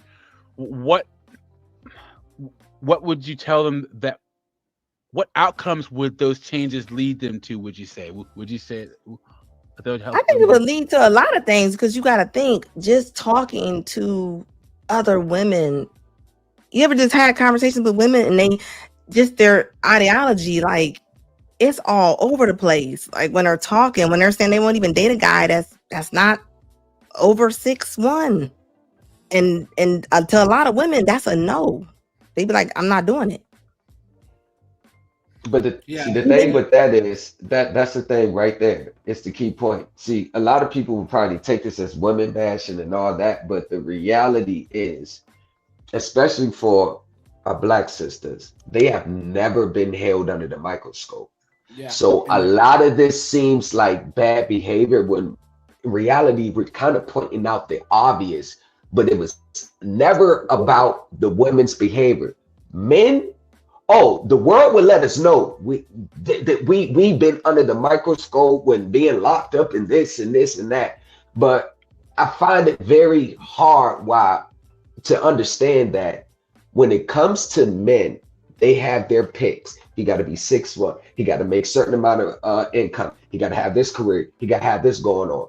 But when it comes to men saying, "Nah, we like our woman a certain way," now it's like men get shamed for not just accepting whatever. And most women think they just have to show up. They don't really think they have to do any work to keep a man because it was never instilled in them on how to get and keep a man. It was always on what a man's supposed to do for you, what a man has to treat you. But what I'm thinking is, what's wrong with the balance? If you could point out the speck in my eye, I should be able to point out the mote in your eye. The problem is a lot of sisters lack accountability and they don't want to be held on nothing.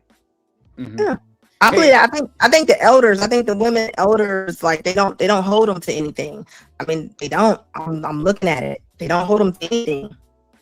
Hannah, if you go, I dropped a video in the private chat. If you go pull up this video and then go to 7 minutes and 34 seconds, it goes on dating apps and shows how much attention that men and women get on dating apps.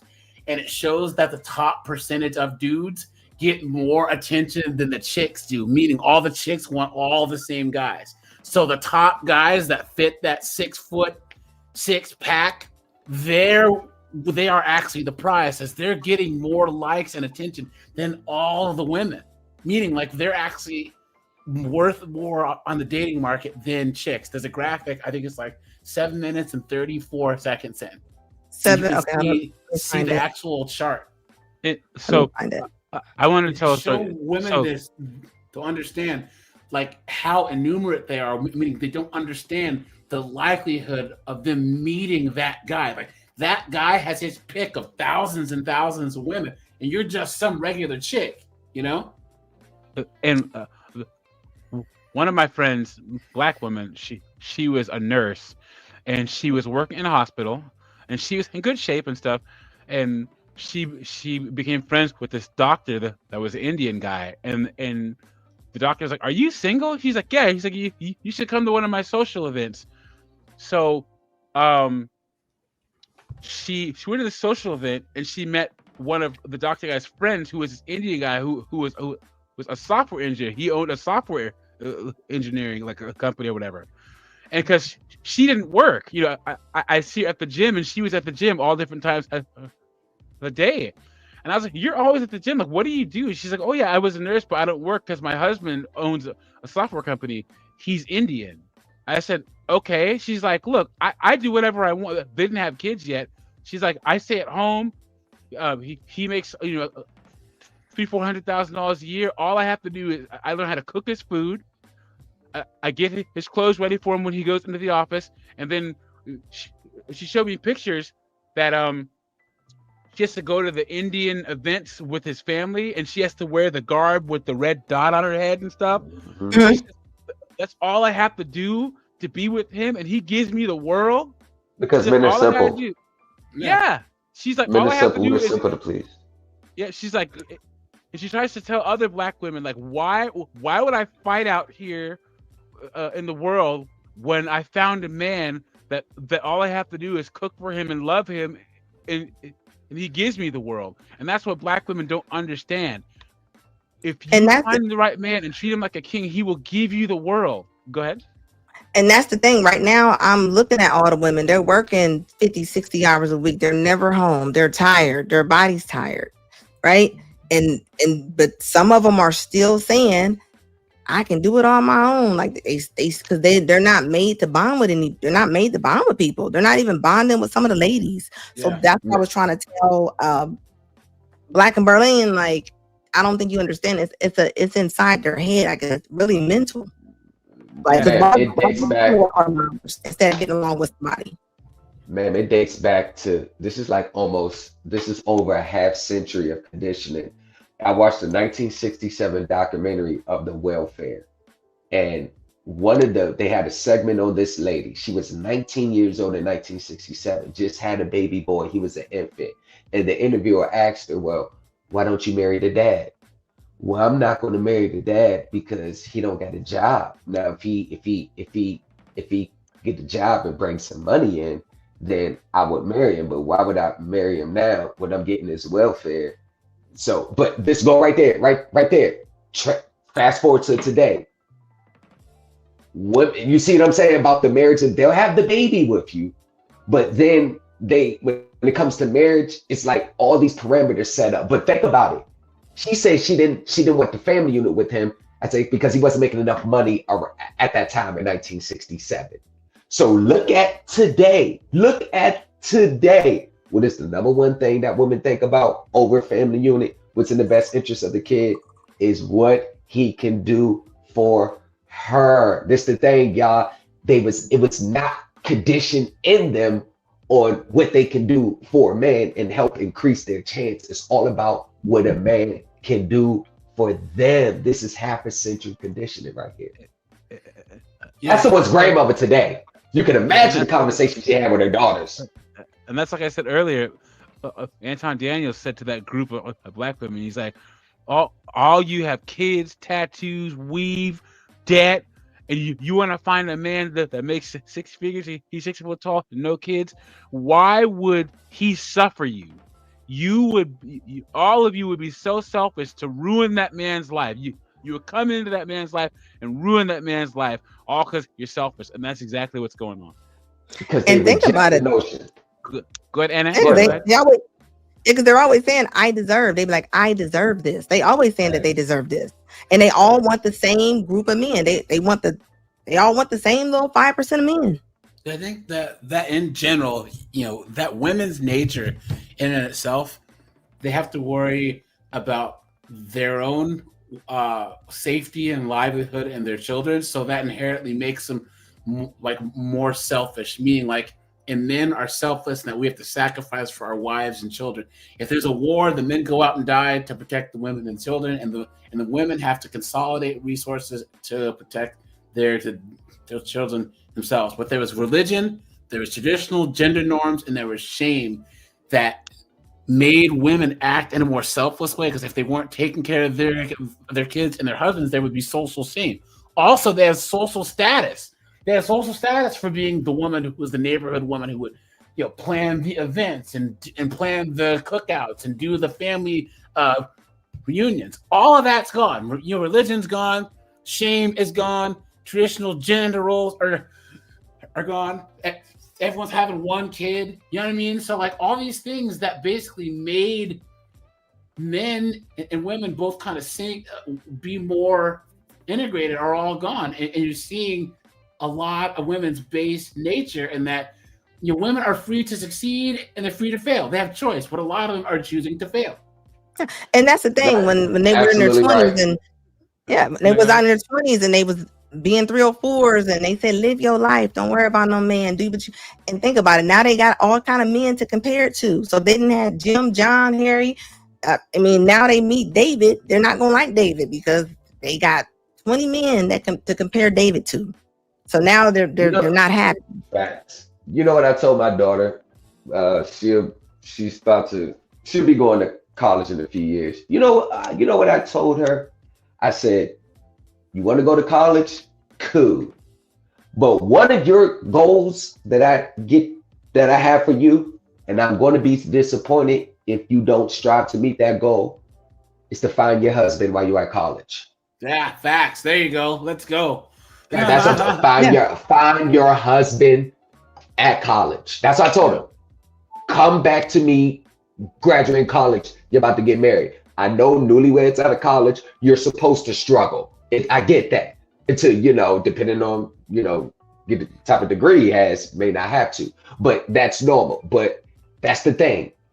Women tell their kids, especially women, because I'm going to hit on what the brother said earlier, they have been stuck in this perpetual survival mode that they are selfish by default. So they go to school to show that they don't need a man or have to be relying on a man. I'm telling my daughter, no, you're going to go to school and find your husband because your husband is going to take my place one day. Yeah. I'm always going to be dad, but he's going to be your number one go-to. Look, and what do a lot of women say when they start making some money, whatever they think money is, right? They'll be like, well, now that I make money, I don't need, they're really taught like they don't need nobody once they're making money. Yep. That's the thing. I don't think when men win, was it men win? And when men win, everyone wins. And when women win, women win. Think about it. But the man gets a bunch of money. He says, oh, snap. I can get married. I can have kids. I can pay off my sister's student loans. And women say, I got a bunch of money. I'm going to get a Louis purse. I'm going to turn up. I'm going to get I'm going to travel everywhere. Yeah. Yep. Yeah. Yeah, or they leave. Men win, everyone wins. When women win, they win for themselves. Yeah, like I know women. Yeah. I know women who start making maybe $40,000 more in that year, and I can tell they start treating their spouse differently. Yeah, and I called them out. I was like, you know why you feel like that? I said, you know why you tired of his shit? Because now you making $40,000 more. Yeah. Mm-hmm. Andy, let me give you a perfect thing. Andy, prime example. I talk to women all the time, by the way. So every time we have these conversations, it's always some year 7, year 8 of the marriage that the divorce happens. And she'll say well, I lost myself. I lost my individuality within the marriage, and this. And I said, oh, you was going to school. Was you going to school during marriage? Yeah. So let me ask you one question: the common denominator. Did you start making more than your husband? Well, yeah. Okay, that's the real reason. That's the real reason. You thought you could do better. Now you want a man. The thing about that, on your economic level. Because one of the biggest problems with modern women is that they start talking to men like they can beat them in a fight, right? And black women, when they start making more money than you, that's the first thing they start doing. They start talking to you like they can kick your ass. Yeah, they do. They belittle you. Because 5'5" Chin Woo, who's married to Mei Ling, he doesn't got to worry about his woman getting fucked in his face. 5'5" Juan and his little Mexican wife don't worry about it. But you got Jamal, who's 6'8", you know what I'm saying? A former basketball player, you know what I'm saying? And 5'2" Keisha's getting in his face. How does that make sense? Well, because it's protected by the law. But I tell the men, you're going to know who your woman is when you have that first blow up. You'll really know who she is, because 2 things that I've learned about women is not all, I can't really say all, but in general, what really comes out of their mouth, what they say, is never what they really mean. And number 2, you never really know how they feel until they're upset at you in an argument. Like, you could bring something to their attention right in the moment, and then they'll bring us some shit for like 3 months ago. Well, what about when you dance? You know what I mean? Like, well, we talk about this now. Why don't you say something then? So those little two dynamics right there, it actually says a lot. Fellas, you just got to know how to navigate through them. Don't pay attention to much of what they really say out their mouths. I tell men, don't pay attention. 98% of what comes out of their mouth is never what they really mean. We have to learn how to navigate because nothing is going to change with them. This is what you see today is what you get. That's just what it is today. There's nothing changing. Yep, that's why Yeah. I would say press charges. They don't. If she Guys, puts I'm her gonna hands drop on off. you, press Anna? charges. Anna, Yes. I'm gonna drop off. It was great talking to you, my dear. Keep up the good work, okay? Thank you, babe. I appreciate That's you. a good one. Hey, guys, like the video, subscribe if you haven't already, and hit that super chat Yes, button. hit that like button, baby. Donate to the channel. Let's go. All right, see ya. Thank you, guys. I so what's up, appreciate Anna? that. Thank you, babe. How you doing? I'm good. I'm good. Just checking out your video. Listen to the topics. What you saying? I said I'm just checking out the video, listening to the topics. Yeah, these topics is wild, but he's not lying about that. You know, I see a lot of women when they start making a little extra money, they want to leave. But that's such a small percentage of women because only 6% of women, period, earn 6 figures. 6%. Oh, I'm not. No, bro. No, bro. All they got to do is make about 2 or 3, 4,000 more than they think they. That's what I'm talking about. Yeah. Yep. It don't take what I'm much. talking I about, thought y'all was low. That's why I always say that money is their god because like they idolize the money more than being in a relationship. Yeah, but that's what their moms taught them. Yeah, I think most women need a man around just to balance that emotional with logic. Because women who are married, they're in better financial positions. They're not spending indiscriminately. You know, more money is being saved because a husband is not. You ain't. Hold on. Oh, nah, we ain't doing. Nah. Because you know especially you got goals and you got things where you want to go. But that was part of the whole corporate agenda is to make women single so that they can spend more money. Guys, think of this. Think about how stupid that the early feminists were. Because they're like, we're Marxists and we hate capitalism. But they fed generations of women to rich corporate yes, they did. Now the average woman is a slave to these corporations. They don't have careers. They have jobs. They have student loan debt. They have credit card debt. You know what I'm saying? There's not a single positive outcome that's come from this feminist experiment, especially not for us black people. Well, you know the lady from Cosmopolitan, I actually watched the interview. It was all a sham. It was just like that. They needed more women in the workforce because they were shutting down a lot of factory jobs. So they needed more women in the workforce. And with the things that they marketed to was delay marriage, sexual liberation, hold off the family unit till we're way later in the 30s. So I see more women having kids late. And they said it was all part of a grand scheme for the corporations. This is why women are married to their job and then the money, or both. IVF. And they definitely are. They definitely are. Doesn't work. IVF, if you're 35, is less than 18% chance. And once you're 40, it's like 7% chance. A friend of mine, she and her husband did IVF 4 times, $75,000. Now, do you think the doctors that do the egg retrievals and big pharma who does the hormones, you think that they're gonna advertise and say that it doesn't work? Oh no, they're making all kinds of money off of this. So. That's money, and I'm gonna drop off too. You're doing good work. I appreciate it. I'm gonna keep dropping the link to your channel online. Thank you, babe. I so appreciate it. And also, I like the fact that you do lives because I think a lot of people want kind of an interactive space to actually exchange ideas. So I think that's one of the unique parts about your channel because not a lot of women do a lot of live streams like this. So I've noticed that. I noticed. I was like, I don't really see a lot of women doing a lot of live. Yeah, I've noticed that. I've seen a couple of women that do live streams from time to time, like Dee. Yeah, Dee. Yeah, I like her. All right, you guys. Thank you, babe. Yeah. Hey, and you ever heard of Team Fatty? I think so. It's Yeah, kind of. and Familiar. I think you should show up. I think you should go on the ladies first on Sundays. I think you would add a very good dynamic to the conversation. Now I'm gonna be honest with you. I can set it up for you. Yeah. I'm gonna be honest.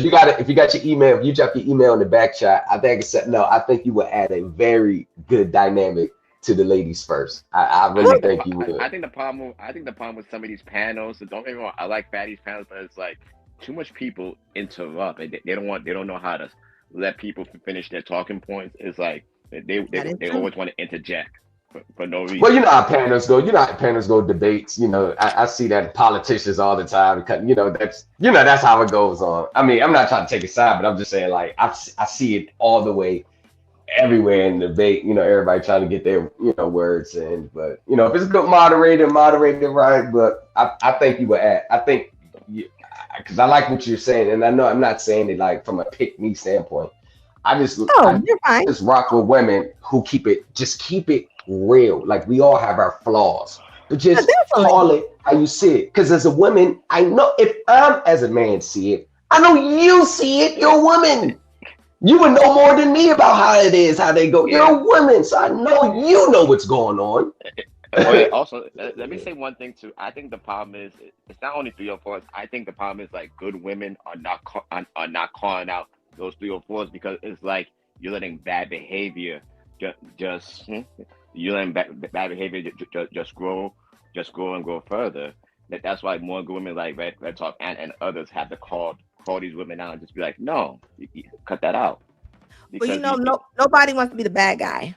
They don't want to be attacked. But you know, them women will attack you if you're a woman and you speaking the truth. The sisterhood will be at your throat, and they don't want that drama. I mean, I understand that, but sometimes you got to be respected than liked, you know. Oh yes, and I'm gonna say whatever I feel like I want to say, but I will say this: even something as simple as the women wearing bonnets. Like most women won't tell other women to what do you have on? Why do you have that on? Monique tried to, but yeah. And they ate her up. But even in person, they won't. Even in person. And also too, with Kelly Price tried to call out the sisterhood, and the sisterhood just tried to go after her, and the other chick Tabitha Brown. It's like they're starting to see what's going on now. But yeah, I do notice one thing that you never see. The same woman that goes after other women for just calling out, keep it 100. You notice how you never see those same women going after people who's talking about men. You notice that you never see him say anything when the conversation is on the man, because I don't give a damn if we talking about Yankee Doodle coming into town. For some reason, some way, it's all going to revert back to what the man is doing when the conversation ain't got nothing to do with the man. You ever notice that? Oh, always. It has to go to a man. Yeah, it doesn't matter what the conversation is. It goes back on to the men. But think about it. If their elders did that, they're doing. No, thank you, Purge. I appreciate the super chat. Yep, it's always Jermaine's fault. Whenever for some reason it's like the man's just catching strays for no reason. But it's kind of funny to me that today's modern sisters, they will let a white man get away with anything. A white man can dress a certain way, talk a certain way, and then some black women would be okay with it. But black men start dressing a certain way, they're like, oh, he looks gay, oh, you look corny, and all that stuff. I'm like, I got one word: their job, their corporations. Like they have dress codes at work, but let you say something about what they have on, but they will follow a dress code at work. I mean, they don't mind. Yes, sister. Yes, you're absolutely right. They'll be submissive to that white man. Yeah. Oh, they don't mind being submissive to that white man on the job. Oh, they will be submissive as hell. Come home. Yes, sir. Yes, sir. Yes, sir. Oh, yeah. Sir. And if it was a brother, they'll be like, this nigga. And they will. They have because respect for their boss.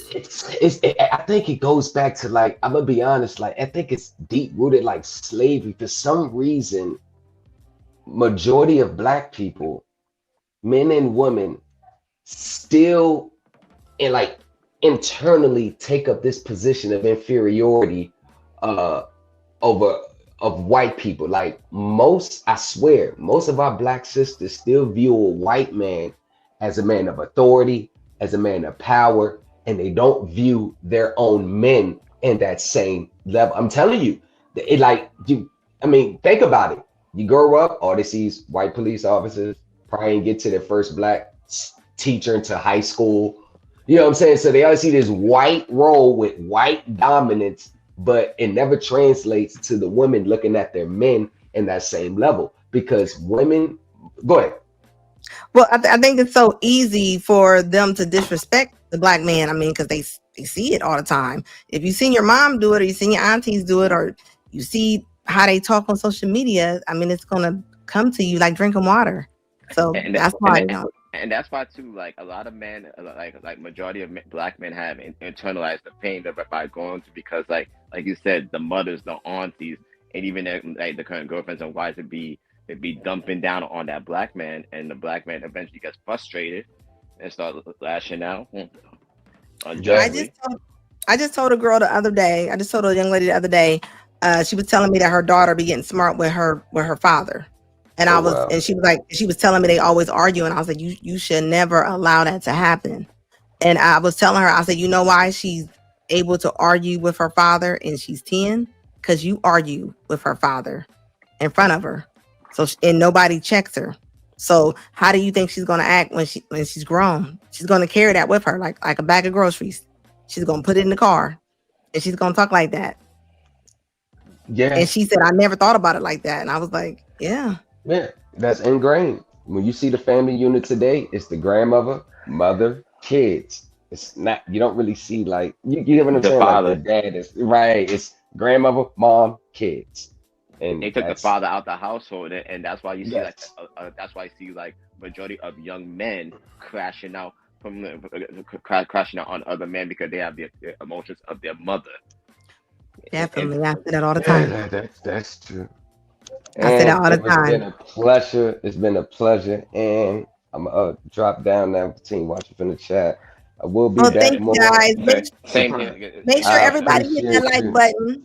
Yes, hit the like and subscribe. And it's a good vibes. My first time here, so I usually never do this my first time, but I like the vibe. So you'll see me on the regular now.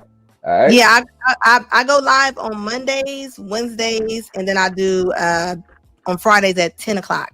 So on Mondays and Wednesdays, I come on about 9:30. On Fridays, I do 10 o'clock. Oh, perfect. I will see you Time. Friday. I'll be here. I will be here.